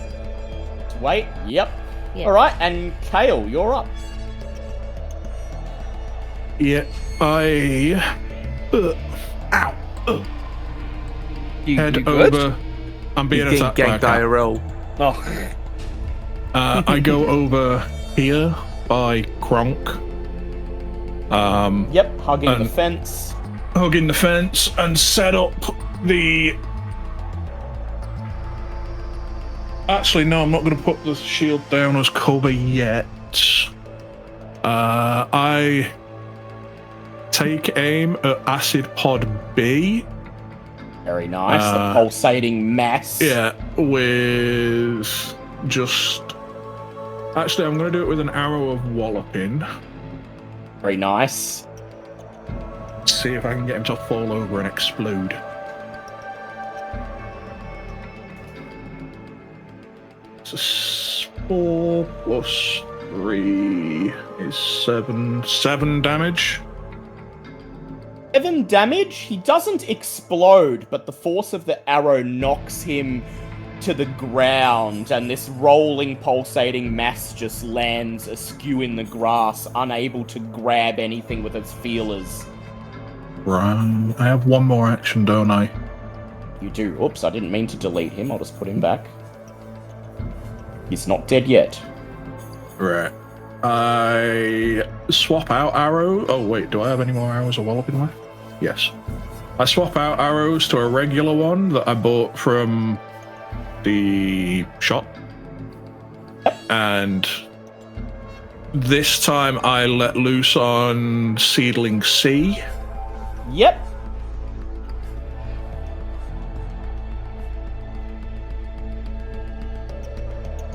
Eight damage. 8 To damage, Seedling very C. nice. The arrow hits it, stripping away some of its bark, but it's still up. And hopefully I'm still in the shadows and it's distracted them enough for Kronk Well, to be able it's to got go Kronk and fuck there. them up. So it's the enemy's turn. The Briarbane acid pod you knocked to the ground uses its turn to right itself. Then the second acid pod pulsating behind it slowly oozes forwards towards Kronk. And it reaches out a feeler. Kronk, make me a dex save, please.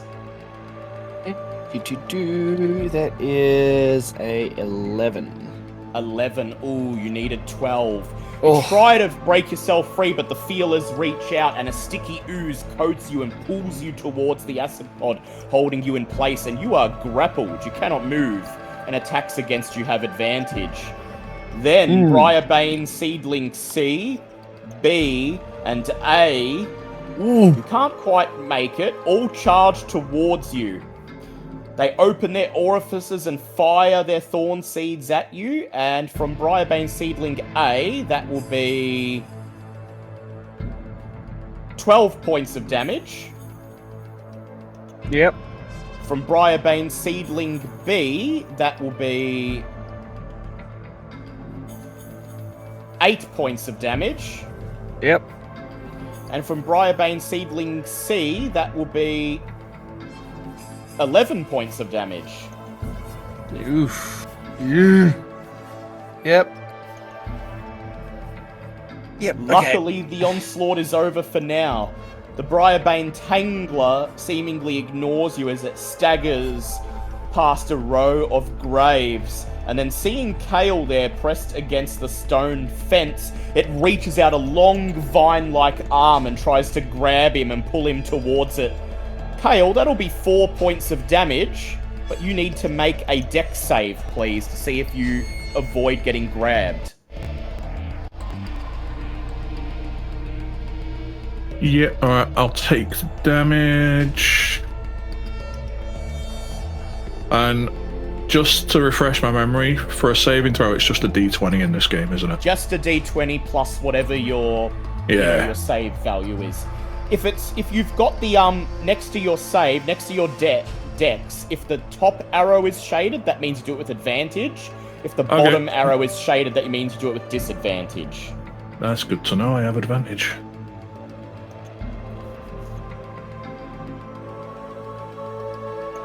Advantage got me a natural 20. Lovely. Dog leaps forwards 22. And bites the vine, saving you from being grabbed. Good dog. Good dog.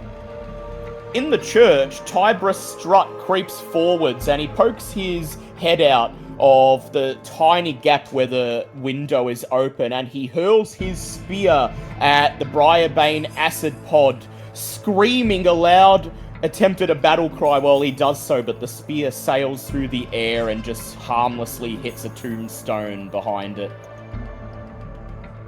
On the other side of the grounds, the Briarbane minions, distracted by Cass's shouts, begin to charge towards him. Briarbane minions C and F are able to make it to you, the rest do not having quite enough movement to get to you. So they will attack together. Briarbane minion C slashes at you for 9 damage, Cass. Yeah, screw it, I'll defend. So, no damage. No damage, and Briarbane minion F slashes at you for 8 damage. Ooh, yep, well, I've got to take that on the chin.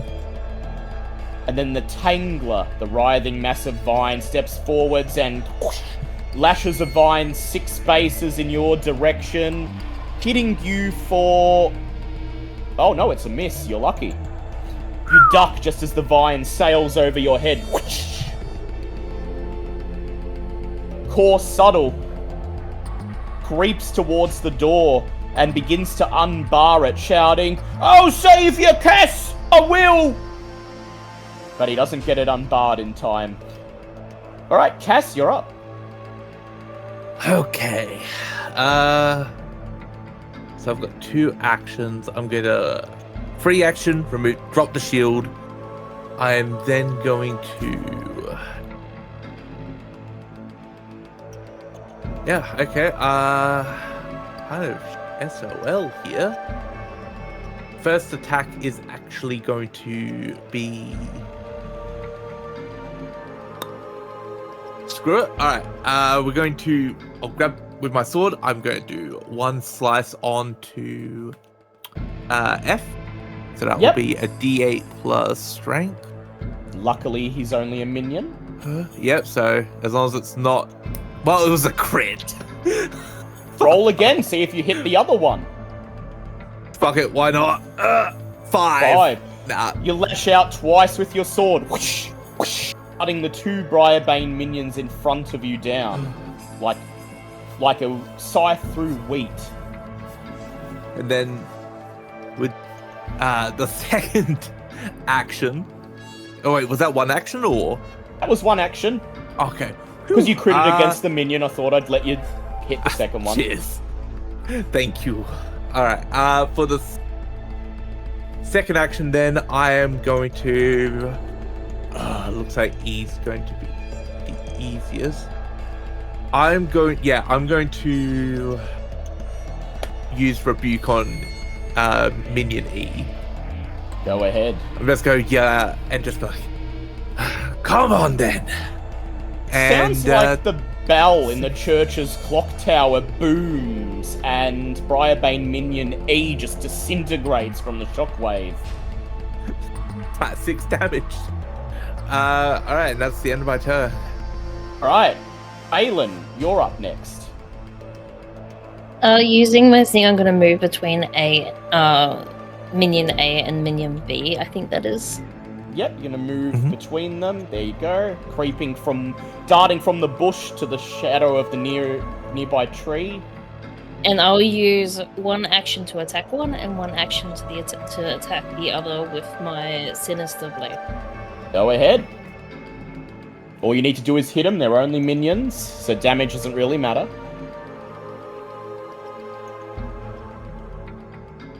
It's 7 and a 5. 7 and a 5. The scorpion blade comes out and flashes in the sunlight as you cut both of them down instantly. Well done. This side seems to be clearing up.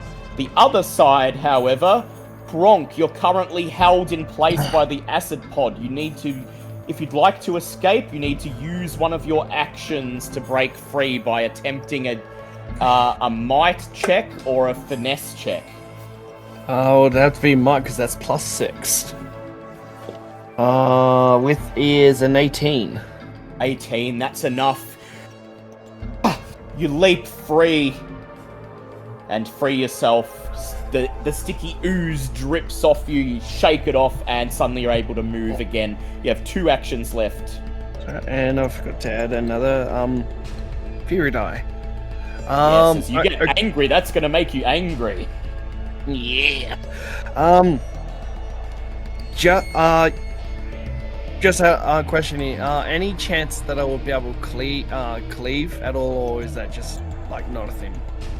Well, if they're minions, you sometimes can, but these aren't minions. These are just normal seedlings. The ones on the other side of the map were minions.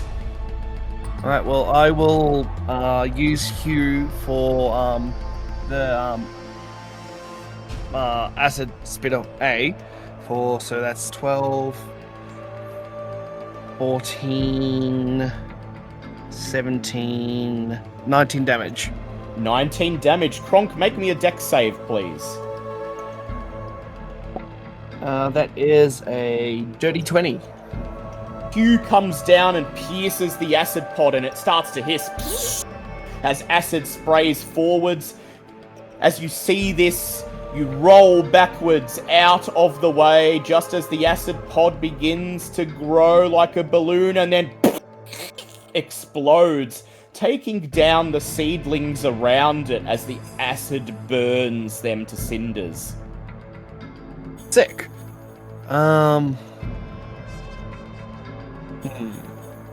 One action left. I will go towards acid pod B and then my turn. Ready to do it again. All right, Kale, you're up.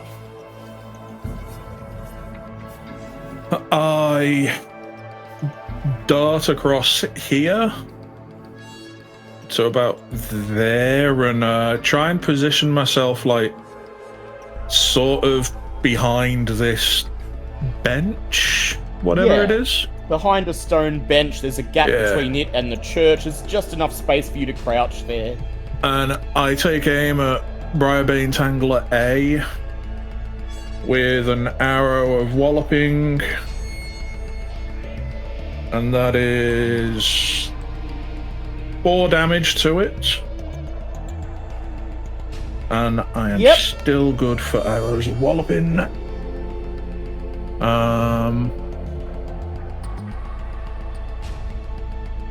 And I'm doesn't fall. I'm gonna take aim and do it again after putting a hunter's mark on it to negate my disadvantage. Neutralize the disadvantage. That's better. 5, 6, 7, 8. 8 damage on it that time. 8 damage, very nice. And arrow that's my last arrow walking rips for this one encounter. of the vines off. It falls onto the ground. Unfortunately, does not knock the Tangler down, but some decent damage. All right. Before the And enemies. that's the end of my turn. Kronk, I'll save you! Shouts Tybris Strut as he reaches another spear and hurls it out the window towards the acid pod. And then he cheers in surprise as it finds its target. The acid pod begins to hiss. Kronk, make me a dex save. That is a dirty 20. You leap out of the way, rolling towards Kale as the acid pod explodes. And you hear Tybris, the militiaman, cheering, whooping with joy inside the church. I did it! I did it!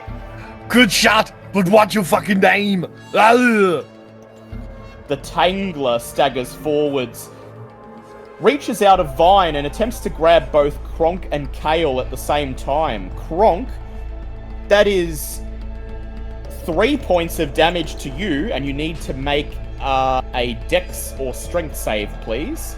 I will shield against that, so no damage for me, and strength or dex. So either way, it's +2. That is a 12. 12, you are fine. And Kale, that will be 5 points of damage to you, but no need for you to roll to save as you took cover, so I'm just going to give you an automatic success on it. Alright, cool, I'll take that damage, thank you. On the other side, the Briarbane Tangler B staggers forwards and sends out 2 vines, one towards Phelan, one towards Cass. Phelan, that will be 9 points of damage for you. And I will need you to make me... to 1. Yep, brings it to 1. I will need you to make a dex or strength save, please. I think you know what I'm going to do for that one. No, which one? 18. 18. Very nice. You jump backwards, gracefully avoiding the vine. Cass, you are in cover, so you don't need to make a save, but you are taking 3 points of damage. Oh yeah, I'll just take down the chin. Suddenly, you hear the sound of the church's front doors creaking open as the militiaman Core Subtle runs out, screaming, "Hey, Cass, watch this! I've been practicing!" And he hurls his spear through the air, and wow, the Almighty smiles upon him. He hits Briarbane Minion D, center mass, and it falls to the ground dead. Oh, that's such a good boy. And they all I rejoiced. I just laugh at like miracles do happen after all. I was expecting to hear, "Oh shit." Yes, you're up next. All right. Okay, so what I'm going to do is I'm going to. So as I walk in, I'm actually going to cast. Oh, hang on, casting spells. Does casting utility spells also cost like Mana? No. No. Okay. So I'm actually just for the fun of it, I'm actually just gonna walk up, and as I see the Phelan being lashed, I'm going to blink step in. So as I just sort of walk up, teleport in, and I'm going to go for Withering Touch. Yeah. To make him, as I sort of go for his throat, be like, I need to have a talk with her. You're not killing her yet. So that will be 5 damage. 5 points of damage. Yeah. So as you reach out your hand, as you blink towards it, teleporting several feet, you appear in front of it, raise your hand, the magic flowing, and suddenly, before you can grab hold of it, the ground beneath your feet begins to shake, begins to tremble, and then with a great roar, the earth begins to open as a great sinkhole appears around the church and begins to pull everyone, including the Tanglers, deep down into the abyss. Cass, you used your blink step, so you need to roll nothing. I will give you an automatic success, so you are safe as you fall. But Phelan, Bronk, and Kale, I will need the three of you to make dex saves, please. That is a 13. Fucking hell! Sorry, just delayed reaction on that. I'm just like, so hang on, is the entire church going under, or is it just like no, the rim? just the rim. Just sort of So like sort of imagine like a moat just opening around it and pulling you down. Whoa, straight down. How did Kale and Phelan do on their dex saves? So my brain is just trying to comprehend like the image of what the fuck is going on. It'll make more sense to you in a minute. Yeah. I rolled a natural 1. Oh. Oh, mine was a practice roll. Yep. I got a 16. What the hell was the other roll? We are not going to talk about that roll. It didn't exist. It was a practice roll. Oh no! Oh Don't no! worry about it. I don't worry about it. The church grounds roar as a great moat opens around it and you all just tumble down into the abyss. Cass, as soon as you lose your footing, you hold out your hand and blink step down to the very bottom, landing before anyone else safely. Phelan, you leap in midair, scrambling for a foothold and climbing down to safety. Kronk, you sort of just tumble down, but manage to land in such a way that you may take no damage. But then, Kale, you tumble down and land right on top of Kronk, right on the edge of his axe blade, and you take 5 points of damage as it jumps up into the small of your back. Well, at least you know it's still shut from cutting all the wood. Okay. I'm fucked. Oh shit! Take a few seconds to catch your breath, looking over, seeing Kale sprawled out on Kronk. There's no sign of the Briarbane tanglers. There's collapsed dirt and rocks all around you. There's a tip of a vine dangling limply out from underneath one of them. You can only assume they've been crushed. But the daylight above you is feet away, 10 feet, 20 feet. Far too high to climb easily. And before you lies a chasm heading deep into the earth, cast in blackness.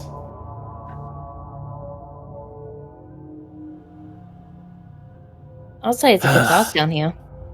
Before you have a chance to attend to anyone's wounds, a voice whispers in the back of your mind. Asriel.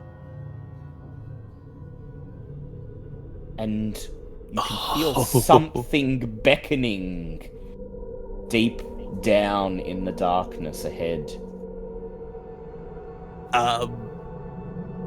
For the foreseeable future, I'm just going to be keeping Detect Magic on.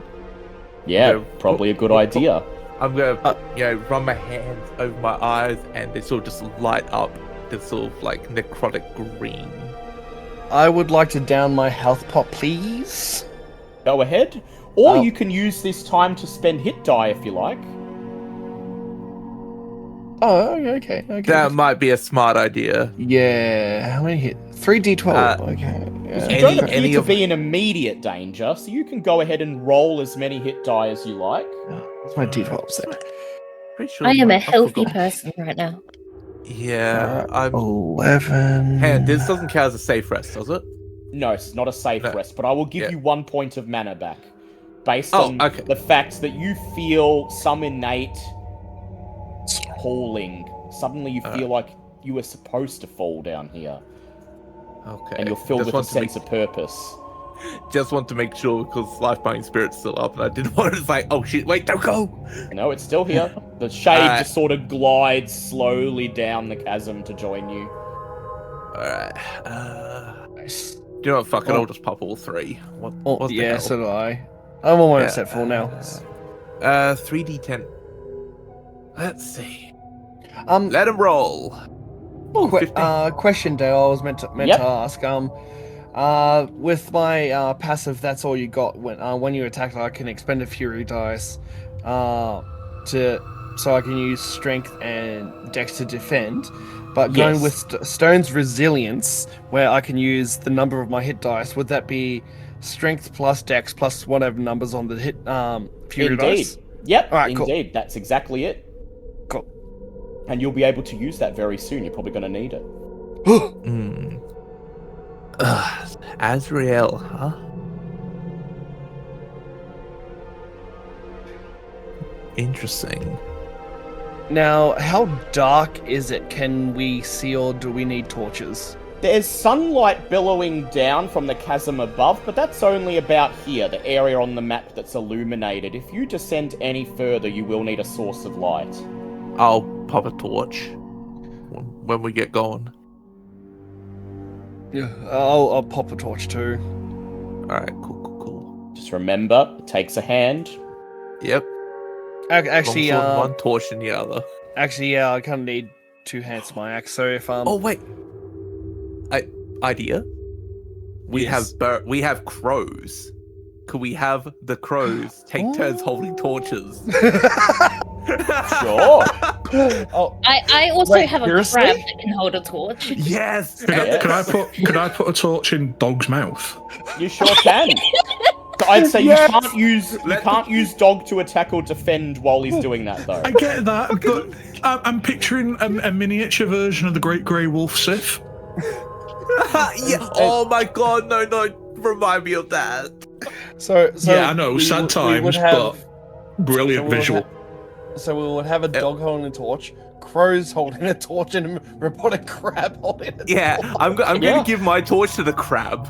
Yeah. I'm so sorry, Dale. So you spend a few minutes, like, catching your breath, tending to your wounds, and then you stand up, brush the dirt off yourselves, and something has possessed Cass, and he's just, without saying anything, he's beginning to slowly walk towards the chasm. And so you decide to follow him. And a few minutes later, your way is lit by your various animal companions. There's a flock of crows hugging the top of the chasm, carrying between them 2 torches. There's about 5 or 6 crows to each torch, and the rest of them just sort of flapping their wings behind as backup each time the torch dips or is about to be dropped, swooping down and grabbing it. The clockwork minion darts ahead, a torch gripped in his pincers, and then with a yip and a bark, Dog charges into the darkness, a lit torch in his mouth. And the first part of the chasm ahead is revealed to you. You step into a wide, open area, far larger than the chasm you just fell down. It doesn't look entirely like a natural cavern.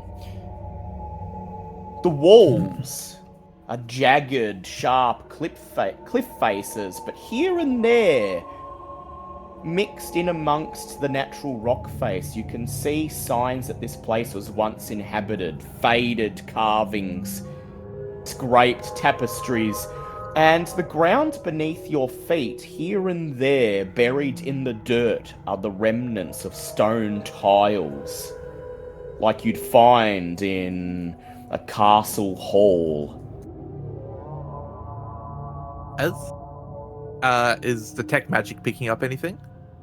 Detect magic tugs at the recesses of your mind, Cass, and it detects 2 sources of magic, one to the north and one directly to the east, but you're not close enough to either of them to ascertain exactly what they are. The only other thing of note in this portion of the cavern is a pile of what look like human bones scattered at the base of one of the cliff faces. The chasm itself appears to continue onwards to the east, descending deeper into the earth, deeper into the darkness. I sort of, with, even though I'm sort of aimlessly walking, I'm just going to let everyone know, like, where the tech magic is sort of pulling me. Yes, that would be to the east and to the north. To the something over in the east. And I'm just sort of motioning, like, the general direction like a fucking compass. Even though, like, as I keep thinking of, like, Azrael that we heard earlier, I'm just like, that is consuming the majority of his thoughts right now. Yeah, you're just walking ahead, driven by purpose. Hey, Dale. Yep. Can I stay at the back of the group and use my particular thing to lose 1 HP? Yeah, go ahead. Yeah. Would you like to describe what it does, or do you want to keep it secret? I just kind of want to get a suss on what the fuck we are doing down here. So in your mind, what question do you ask your sword as you call upon its powers?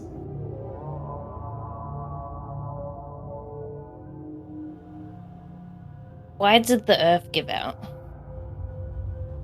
Close your eyes and touch the hilt of your scorpion blade. And you see the Scorpion Queen, her 8 eyes glimmering, her pincers snatching in the darkness, as she feels your call and reaches from wherever she slumbers into the recesses of your mind, and a voice whispers to you, "He bid the Almighty give him answers."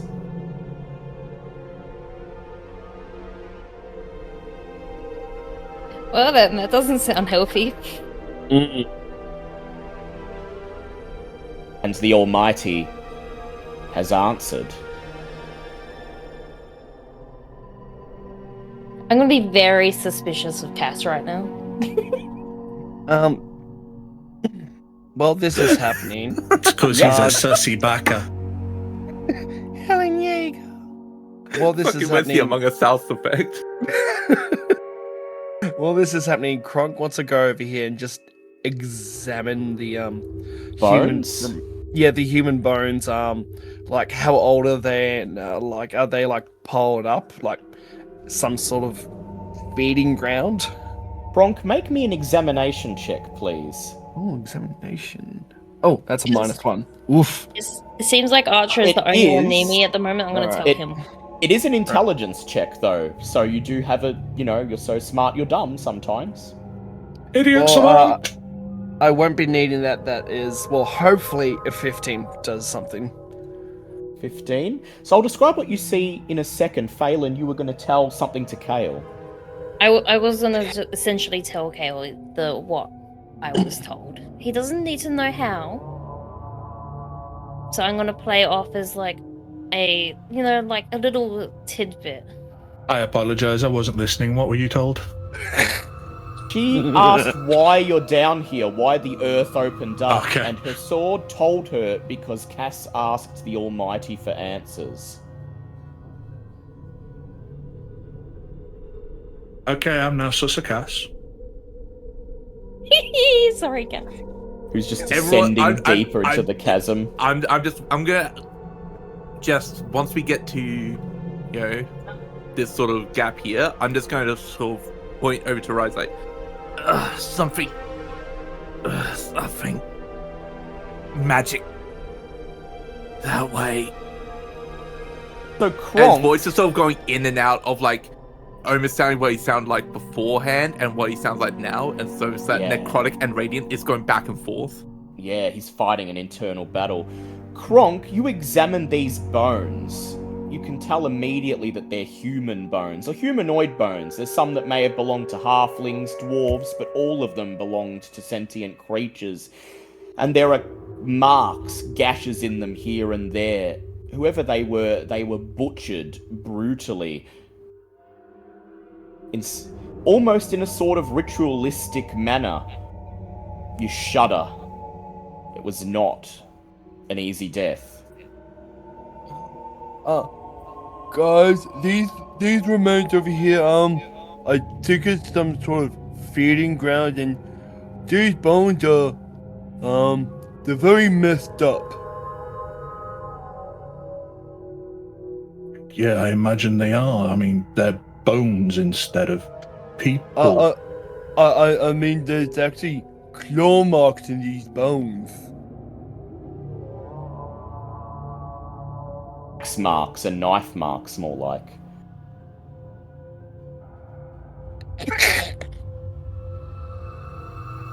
They've been stabbed, cut, chopped to bits.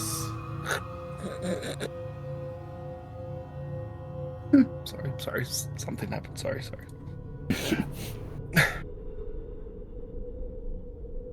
There's something very bad happened here, and where's Cass gone? Cass has descended further down the cavern, Kale and Phelan following behind him, but not too close. Cass, you're the first to head down this part of the cavern, and the various companions light the way ahead of you with torches. The chasm descends downwards, the cliff abruptly stops, and there's a drop down to a lower area, and then another drop even further down beyond that. Here and there, the walls betray signs of habitation, remnants of old carvings and tapestries. Directly to your right, Cass, your detect magic alerts you to what appears to be a stone archway, half collapsed in the cliff face. What's left of it is nothing more than a small gap, maybe big enough for somebody to shimmy through, standing on their side. And on the other side of it, in the darkness, you can see your detect magics, through your detect magic, visible only to you, the subtle blue glow of animation magic. The other source of magic still lingers to the north, but you're still not close enough yet to find out what it is. Are we talking like Disney animation or Pixar? Illumination! We're talking about the type of animation that would animate inanimate objects. I still just move. So, Pixar. what are these things Pixar, here? Toy Story. So Toy Story, exactly. Yeah. And those are stone pillars to mark where the collapsed archway begins. Oh, okay. Would I be small enough to go in there? You would, if you'd like to try. Send the crab. I Yeah, want as- to go. Yeah, I basically just point like something magical over there. Actually, can I send one of the crows with the torches? Yep. They can just about fit through the gap, and Phelan, are you sending your clockwork minion in as well? I kind of want to go. I'm not. There might be I'll something just- bad in there. Yep. So the crows are like hanging above as Phelan turns to her side and begins to sneak through.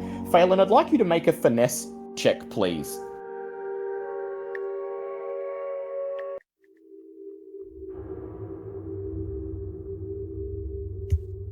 That one. Exact opposite. Natural 20 for 24. Ooh. Hey. You all think that Phelan's going to get stuck in that tiny gap, that suddenly it's going to collapse around her and bury her, but she's through it in a second. The crows follow her through the other side, bellowing through the gap, and they light the little room beyond with their torch. Phelan, you emerge in what appears to be the remnants of an old room that was part of whatever this place used to be, but it's since been crushed on all sides by the earth. Now it's nothing more than a small circular alcove dug out of the earth. And taking pride of place in the very center is a large stone hand seeming to reach out of the ground itself. Wrapped around the hand's index finger on a chain is a large stone key. And beyond that, further to the south, pressed against the base of the stone wall, is a large stone treasure chest. Can I use my crab to grab the key? You sure can. Oh, Go it's ahead and another roll crab's a treasure. Go ahead and roll a d20 for me, please, Phelan. It's another crab's treasure, though. Anything in particular? Just a d20. Gotta see if the crab's lucky enough. 11. 11.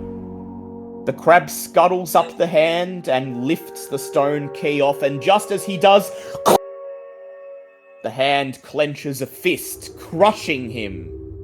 If Oh, he no! had lingered for a second longer, instead he darts out through a gap between the knuckles and safely deposits the key at your feet. Well, that one was close. You approach the chest, and there's a single lock, just the right size for the key. Don't be a mimic, don't be a mimic. Do be a mimic, do be a mimic. Oops, all mimics. It's gonna be a mimic. Well, if it is, you're unlucky because you're in here on your own. No one else is big enough to fit through that I gap can just safely. squish back through the hole. Maybe. You can, if you're fast enough. Are you game? Yes. Are you sure you want to do that? Yes. You Barely insert- loading up I'm the sorry, mimics all back answers must as be we given speak. in the form of a question. Yes. You win. Maybe. I don't know. Can you repeat the question? You insert the stone key into the lock and turn it, closing your eyes, well aware of the fact that Cass said there was magic in here. But the magic was what was animating the hand, and you breathe a sigh of relief as you hear the lock click open, and you push open the chest and find a pouch containing 6 large rubies perfectly cut. And next to it, a most peculiar necklace with a black obsidian chain and what looks to be a jagged piece of dark blood-red amber dangling from it, and you can immediately feel powerful magic emanating from this thing. Gotta take them.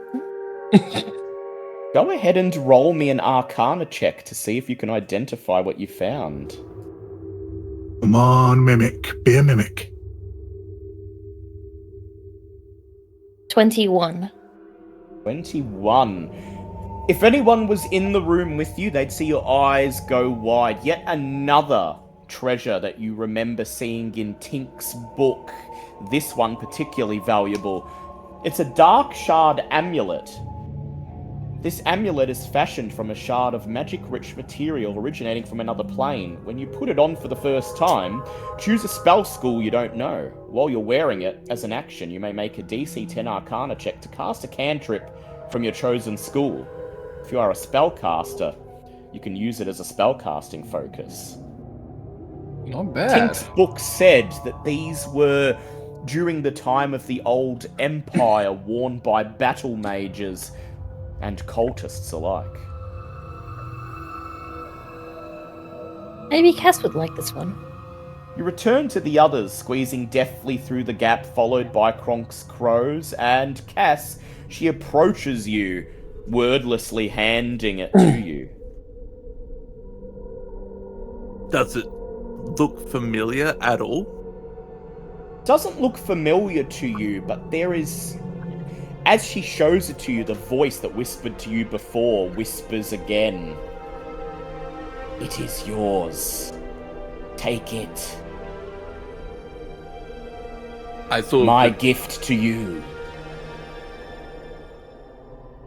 I sheepishly sort of, I'm not even like looking at her. I'm sort my face is still like forward, but I've just sort of reached down and almost in trepidation, like don't want to grab it, but my hand just does it anyway. And I will just put it on. I'll put on the non-gauntleted hand. As soon as you touch it, you feel the warmth spread through your body. You feel alive for the first time in a long time as its magic surges through you. What school of magic do you pick? Oh, good God! I didn't even think about Every that. time you take a safe rest, you can change the school. Hang on, like. let me just That's scroll actually down pretty to the good. Yeah, let me just scroll down to the spell section of the core rules. All right, so we've got fire, ice, lightning, wind, radiant, necrotic. And it said I can use cantrips, right? Yeah, It was just cantrips, cantrip? but it's an DC 10 Arcana check every time you do. Okay. I might go with.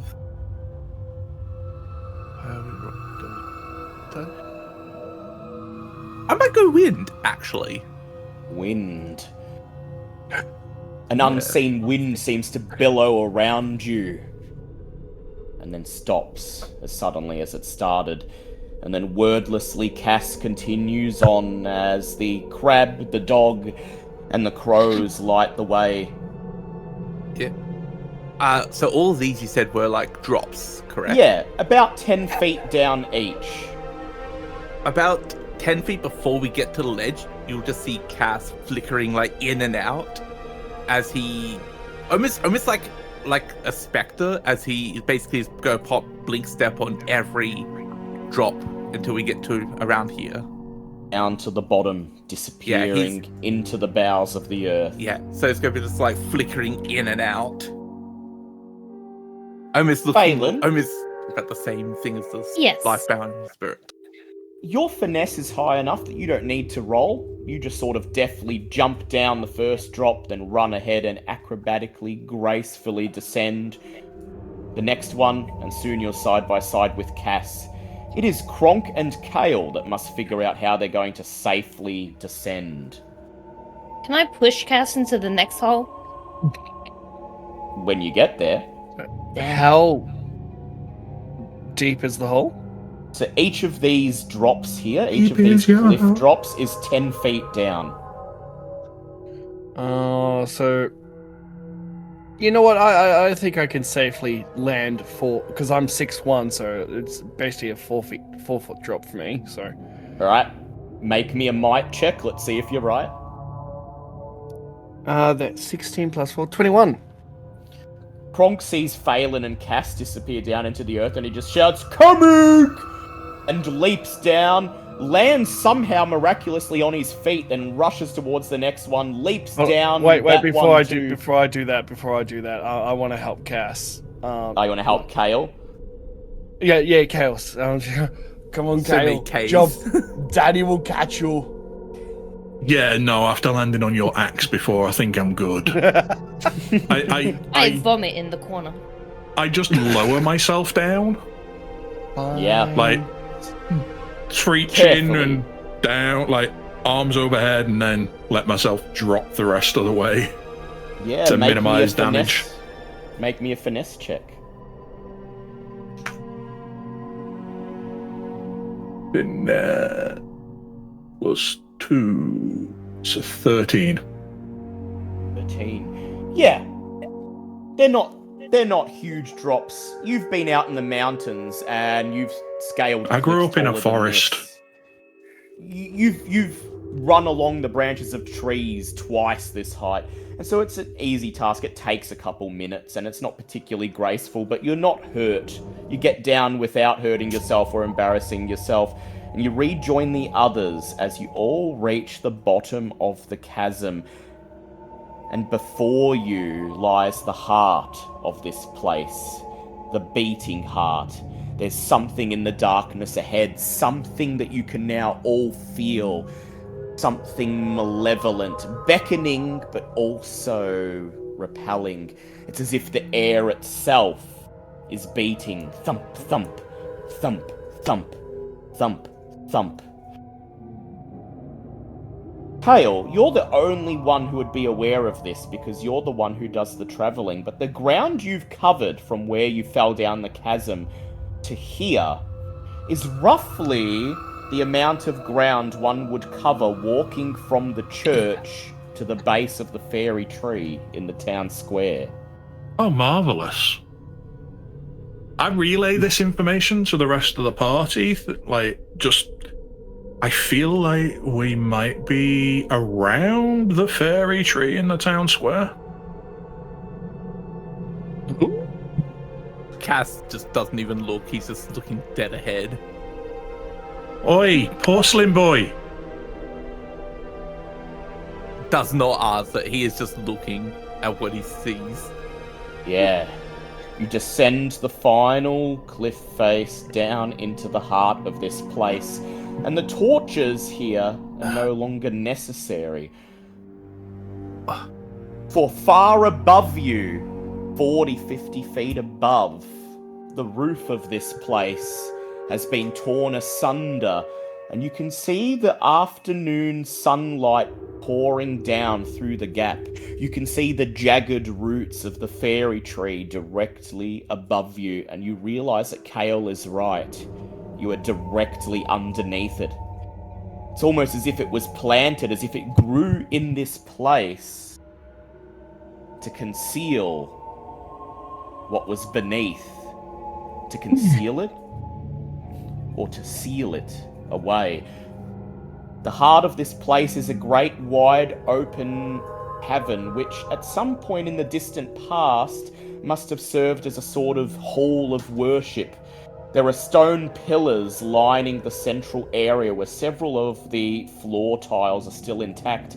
And in the center, what would have once been the centerpiece of the room, is a towering stone statue of a vaguely feminine but ultimately androgynous figure.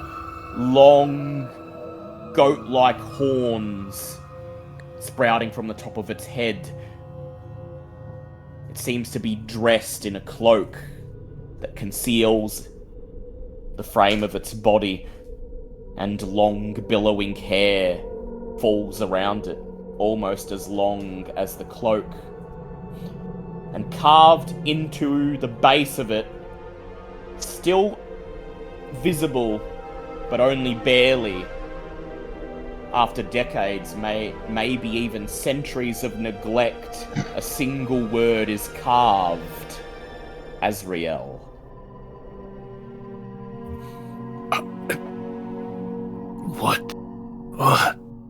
What is this?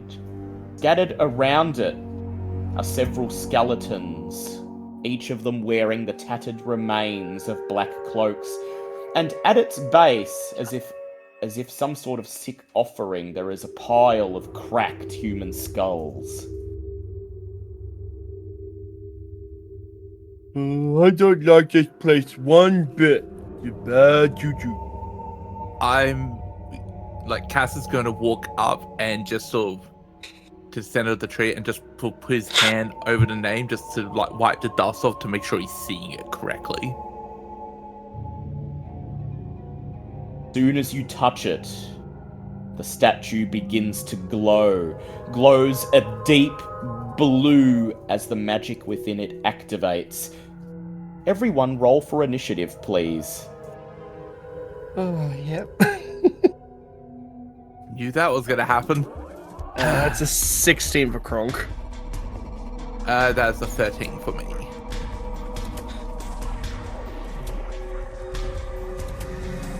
Two for both of you. 13. This is a different encounter. This is a different encounter, yes. Oh no, my dice magically rolled off the table even though I'm using my phone. 22. 22, 3 for Phelan. 13 for me. So 2 for everyone except for Phelan, who gets 3. Instantly, the skeletons spring to life, fishing threadbare bows out of the folds of their cloaks, daggers in their free hands, and they begin to charge towards you. And then the pile of skulls at the base of the statue begins to shake as a single skull rises from beneath them. Its eyes alight with flame. As a sickly yellow flame bursts around the levitating skull, it opens its mouth and laughs. And then they all launch their attacks. Cass, you're up first. You just see Cass gritting his teeth, and I'm going to assume, does the flaming skull also count as undead? They're all undead. Yeah. Okay, just double checking. He is just going to look at, he's going to look back at this flaming skull that's laughing, and you're just going to see, a face of just sheer fury. And says, "Are you not done tormenting me?" And he will use both actions to pop 2 rebukes. Ooh, on the flaming skull. Go ahead. Yes, he is at the moment so I'll just roll them both at the same time. 2d6. So that's 5 and double of both. So 10 damage. 10. Not 10 bad. damage. Your voice booms, and the command is enough to make the flaming skull shudder in midair. For a second, the flames poof out of existence, and then whoosh, light back up. That'll be the end of my turn. At the end of your turn, the flaming skull opens his mouth, and a single blast of fire sails towards you, Cass, singeing you for 8 points of damage. I will defend to take 2 only. 2 only. Nice. Alright. Kale, you're up next.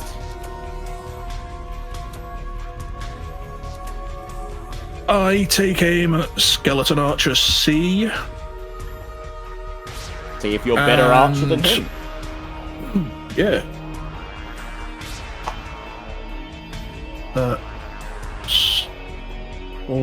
7 damage to Skeleton Archer C. And Very nice. I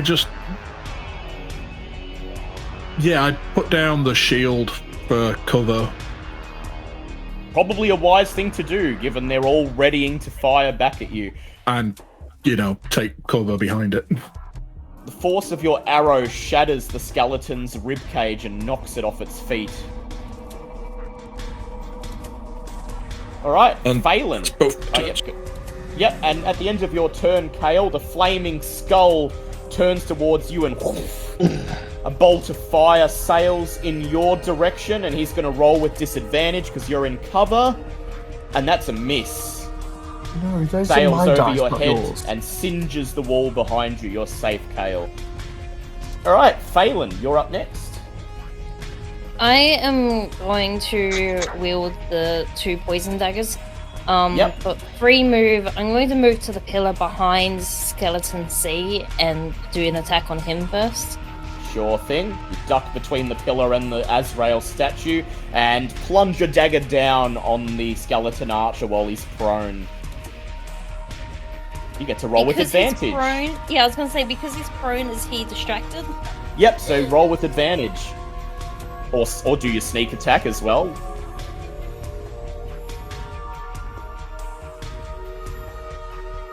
Oh, man.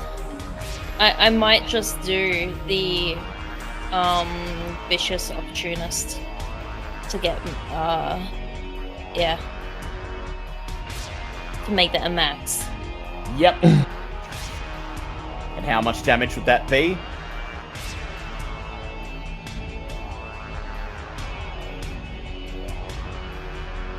Brain 12.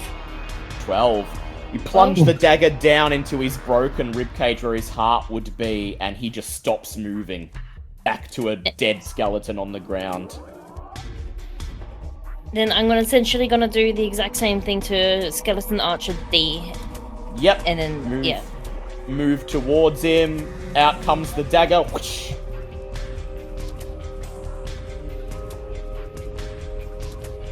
He is not distracted though, so this will just be a normal attack. Yeah, that's fine. I'm gonna do poison on him on both daggers. Yep. However, he is undead, so your poison will not work if you do that, I will just tell you. You poisoned his bones. Poor lad's got blood 3. cancer now.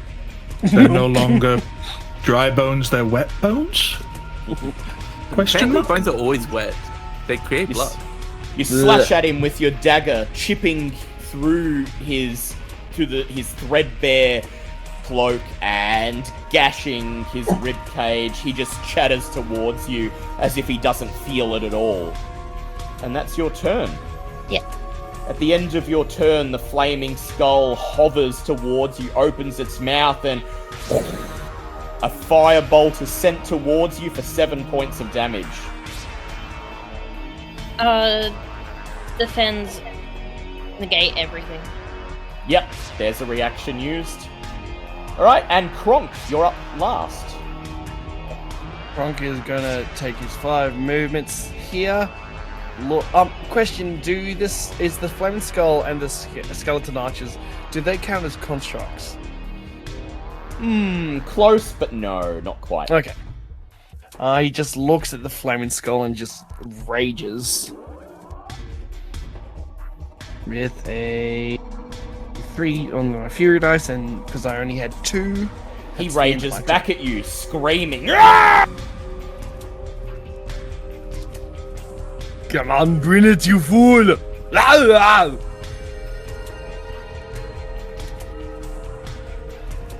that's my go. Yep, no attacking. At the end I of your... only had 2. Yeah, that's right. At the end of your turn, the flaming skull, still mid-scream, ejaculates a firebolt in your direction. You could have picked any other fucking word. And that's 9 points of damage. Out of all the adjectives you could have, out of all the verbs you could have used, I know. you're trying to kill the barbarian in real life now as well. Come on. Okay, so what was that, Prepared for 9? Liam right now. 9 Kronk points of is- damage. Kronk will... is now covered in fiery ejaculate. He is. You should go see a doctor.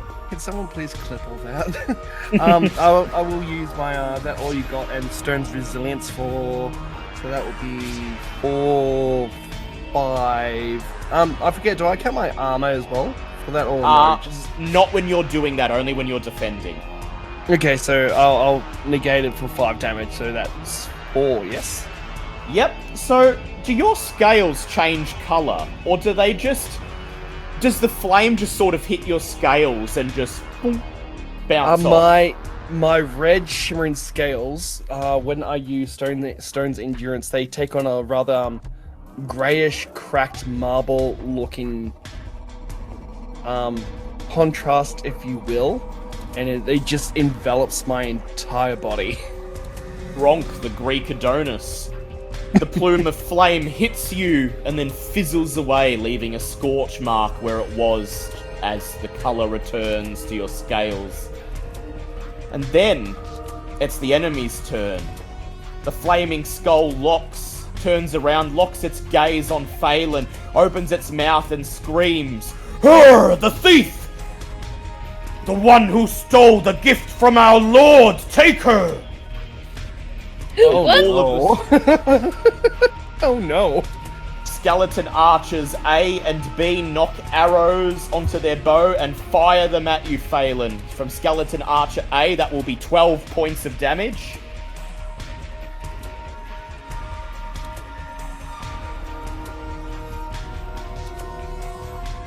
Fucking 12 points. Okay. From Skeleton Archer B, that will be 6 points. Can I defend that one?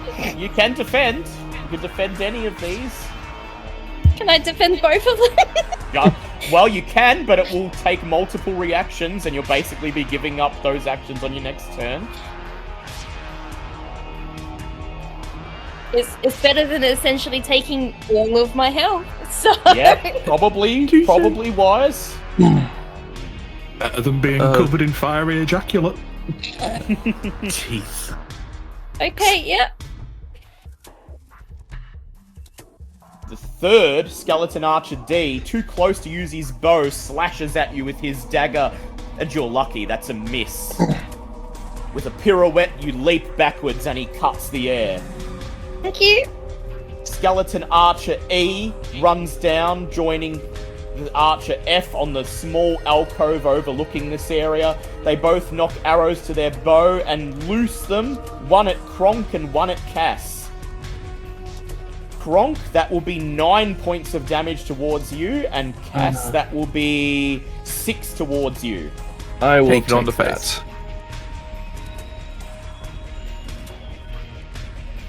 And then the flaming skull, still screaming, opens his mouth wide and shoots out 2 fire blasts. The first one towards Kale, and you're lucky, Kale. Your cover protects you again. You duck underneath, and the bolt singes the stone wall behind you.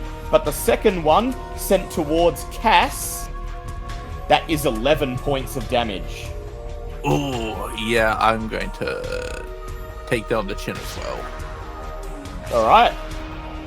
And then we go to you, Cass. So I just... After taking the direct hit from the fire blast, I just look at him. I am pissed. Question. Do we have flanking rules in this? We don't, but I will be willing to, in certain situations, give you a bonus. Okay. Just want to make sure, because I was I didn't know if like positioning was needed, because I was getting to melee. I didn't know if I need to get around with like Kronk over here or if that was fine. I am going to blink step over here. That's 3 spaces. Through one of the stone pillars. Yep. Just sort of right flicker behind through. the flaming skull. Yep. And then, hang on, just need to double check the rule book because life binding spirit. Life binding spirit deals 1d6 plus wheel damage. Perfect. I am going to, with my other 2 actions, my first action, I am going to. Necrotic damage is probably going to do jack shit to them. They'll try it if you like. Yeah. I'm gonna use my life binding spirit to attack first. Yep. So that will be 1d6 plus will. If I'm looking correctly. 1d6 will. Perfect. Yeah, hit the tab. Boom. And alright, so that'd be 6 points of necrotic. 6 points of necrotic. I will turn that into 3. Alright, gotcha. So the shade just reaches out and wraps its hand around the skull. The skull zooms through it, but it seems to have some tarry black residue left on its surface. Alright. That didn't work. Let's try this. And I'm going to swing down with the blade. Yeah. Probably much better. Yeah. Luckily, and because it was my life binding spirit, it does not count towards rushed attacks. Oh, it doesn't. No, it doesn't. I had to check the rulebook for that one. So that will be D8 plus 2. Oh, let me just get the dice. Me just going through a million tabs. Sorry. All right. So that will be 8 damage. 8 damage. Yeah, not bad. As it zooms past you, you lash out with your sword like a baseball bat.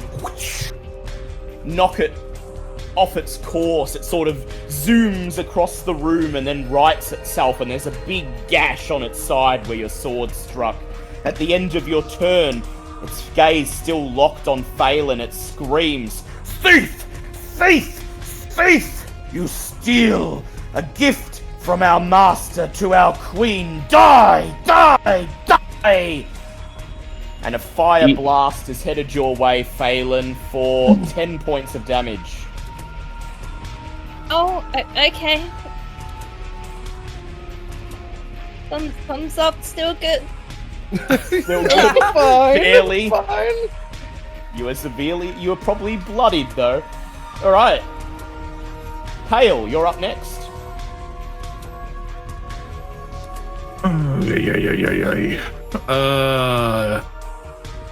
I move up to here and reset my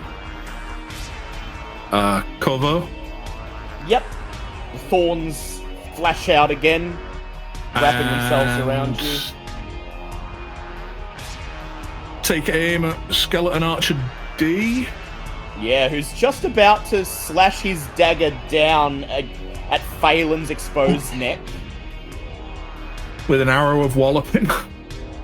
B. And that's 6 damage. It's a crit hit.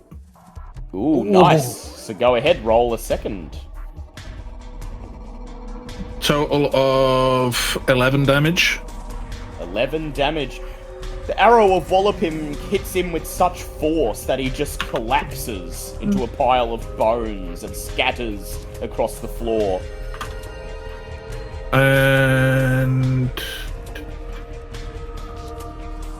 got one action left, haven't I? You do.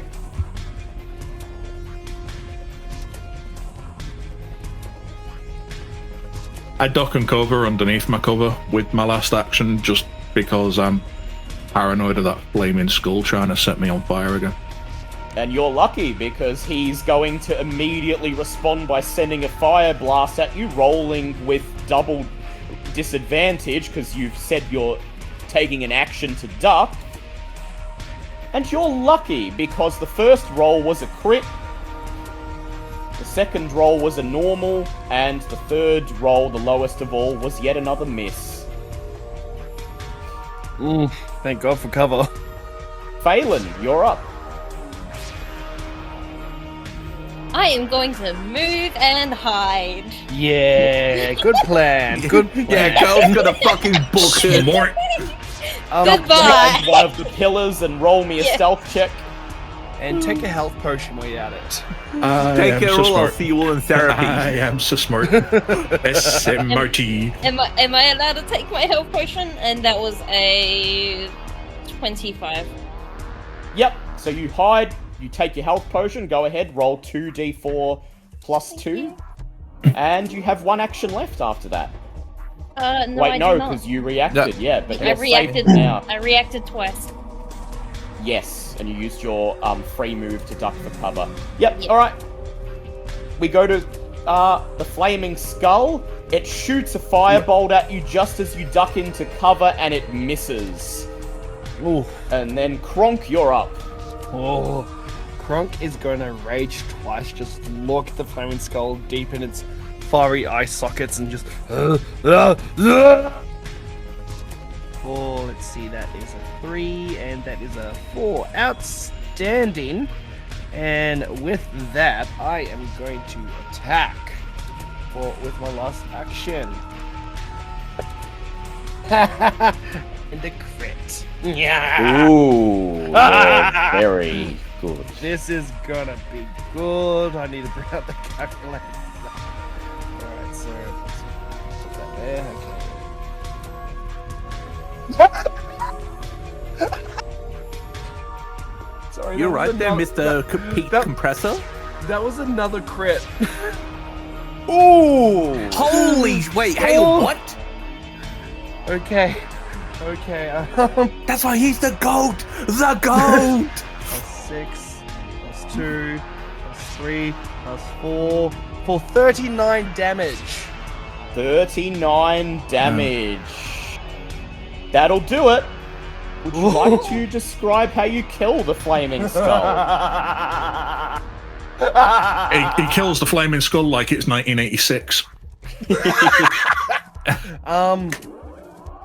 I'm just doing this for a bit of flavor since it's dead. I put the axe down. I activate stone endurance, so my scales are the cracked marble grayish. I grab the skull with both hands, and even though it hasn't got any eyes, I dig my claws into its sockets and just slowly just crush the skull into oblivion. Call my man the mountain. Crush it, and as it bends, as it warps in your grip, it screams louder and louder and louder until you crush it to dust and it explodes. The plumes of flame surging out around it in a great fireball, which has a range of 6. So everybody except Kale, make a dex save for me, please. That is a 14 for me. Ooh, That will be a that'll be a 4 on the dot. 4. And Phelan, 19. 19. Phelan, as soon as you see the flame come, you just duck behind the stone pillar, press your back against it. Kronk rolls away, hitting the dirt and crawling behind the statue, but Cass, you're too fixated on watching the skull die, watching this servant of Azrael meet its well-deserved death, that you only have a split second to react, and the shockwave knocks you off your feet, sends you flying through the air, slamming against the stone wall, and you take 12 points of damage. Cass is down. Oh shit. The remaining skeleton archers, as the flaming skull disintegrates, stop, standing still. They gaze at you, Cass, and then do it. Fall to the ground, inert, the magic that animates them dissipating. Yay, team! I'm going to run over and try and heal Cass. As she's doing that, I'm popping my last searing light on myself. You literally just see me plunge my hand up under my armor, and I just pump that as well. So 2d8 to me. As you just see, I'm just pissed. You just see his eyes like wide. So that is 14. Hang on. Yeah. So, oh my god, Nimble, please. Yeah. Clamber to your feet. Yeah, I still pull myself up. All that's left now is the statue. Statue of Azrael. Just like looking around. There's like as I get up, I'm just go looking. Is this a wall here? Like, can we see what's over here? Okay. Yeah, you can. I'm gonna like just blink step around, like circle the whole chamber. Yeah, basically, yeah. I'm gonna flick around, like give it maybe a minute, and I'll have covered the entire chamber. I'm just gonna keep popping blink step. Yeah, no more signs of life. Nothing left. While Cass was blinking around, I just go over and tap Phelan on the leg with the end of my bow and hand her one of my healing potions. Thank you. How close are you anyway? Like, how into does Phelan look? I went down to 3. Ooh, you're lucky. My life buying spirit is going to fly over to you and try and into your body as well. So I will heal you for 1d6 using that. My god, you can't just be entering people's body in public. Yes, Jesus. I can. 5 HP. You have to ask consent. No. We call this a friendly possession. So there you go, 5 HP on your end. Yeah, but consent is sexy. You got to ask consent. Like, do you wish to live? Yes or no? And I'm going to pop 2 healing on myself, which is just 2d6.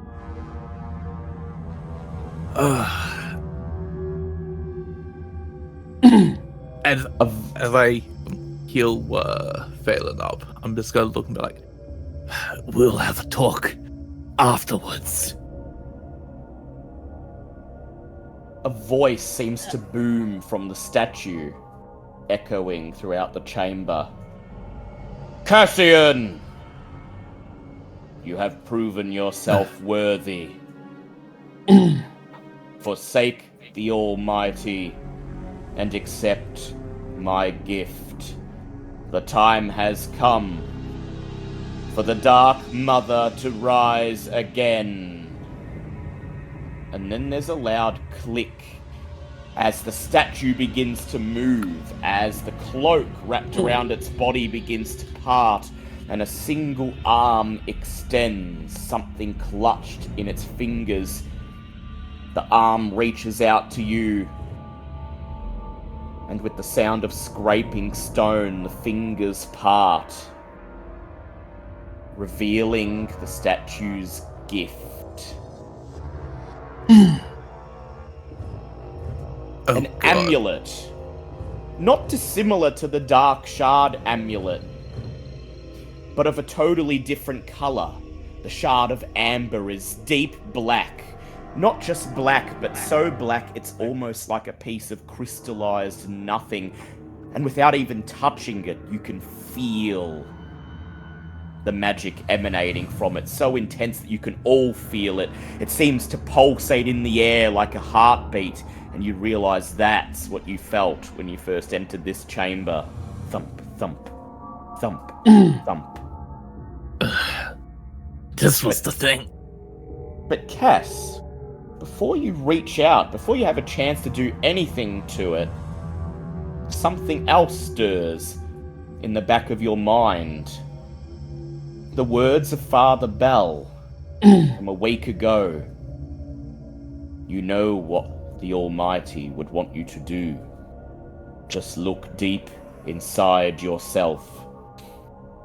And you know, Cass, that in this moment, if you so wished, you have the power to rebuke this gift, refuse it, purify it in the name of the Almighty, and expel the darkness. I look at this amulet. Would I have any idea? Does it look familiar to anything that the priest that I worked under, my adopted father, that he would have purified? I guess the word I'm after. Make me a lore check. Straight D20. Let's go. Let it roll. 13. You recall your sessions back in the cloister. Intense education, poring over tomes and scriptures, and you realize that the black crystal at the end of the amulet is demon ichor, the blood of a demon containing immense magical power, but also, according to the education of the church anyway, a source of pure evil. I wrap my hands around the amulet. I look at Phelan and I go, I don't care if the Almighty even has a plan for me at all. But people have to pay. Let this be the start of it. and I'm going to try and purify. I'm going to use rebuke. Yeah, you spend the mana. I won't make you roll. Yeah. You place your hand over the amulet, but not with the intention to take it. Instead, you call upon the Almighty and feel his power surging through you. There's a great flash of light, and then the statue's arm crumbles to dust, along with the amulet. The voice in your mind, the strange thing that was beckoning you down here to the bowels of the earth, disappears. And suddenly, you feel what you've missed. What you've missed since the day when your master was murdered. Sense of purpose returns to you, and the Almighty smiles upon you again. You receive the blessing of the Almighty. You've received a spark of divine favor for destroying evil in the name of the Almighty. Once per encounter, you may use the defend action for free, adding your shepherd and or oathsworn levels to your armor.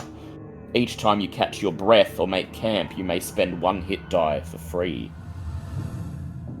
Fucking A. God bless the son of the shepherd. Apparently.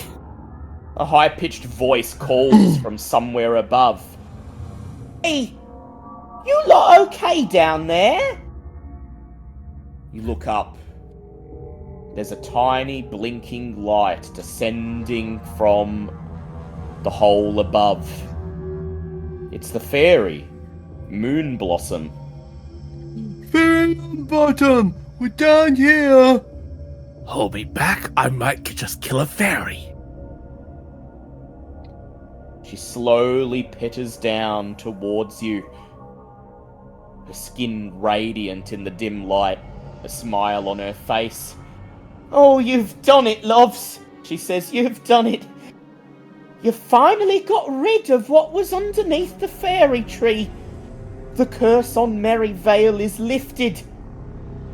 And now the time to strike back against the Dark Mother and purge the Deathbriar once and for all has finally come. Oh, the Almighty is proud. Proud most of all of you, Cassian." Is that really the words you want to say? As I sort of put my hand up to my face to, almost do what I did with her at the tree. It's like, is that really what you want to say to me right now? This time she doesn't flinch, but she doesn't draw any closer. "I'm sorry about that," she says, genuine sadness in her voice. The power beneath was starting to awaken as the Briarbane seeds polluted the earth, as the goblins spilled blood and plundered the surrounding farmlands. The piece of Azrael inside this statue, the phylactery you destroyed, began to awaken. And the fairy tree could feel it. I could feel it. And the Almighty became distant.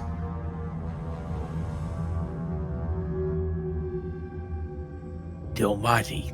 That was what was in my head. "You asked the Almighty for answers, didn't you?" says the fairy. "The Almighty always has a plan." And for a Today- second, you just... The Almighty has a plan, and today was the day when the statue finally awoke, when the Briarbanes that had hidden in the crops and the river were commanded to spring forth and do the bidding of their master, Green Thumb, so that he could pay heed to Azrael and complete the circle which you broke, Cassian and friends, not from sheer chance, but because the Almighty willed it. And for a split second, you'll just see Cass just look up at her, almost smile. Wasn't abandoned after all. Now Maybe you by- get it! Maybe abandoned by its followers, however. As I just look back up at her. But no matter, I guess there are a few things getting used to. Now all that remains is to hunt Green Thumb down, the last servant of Azrael, and the one who brought the Deathbriar to this land. You have to stop him. Stop him from bringing back the Dark Mother, and free the people of this village once and for all.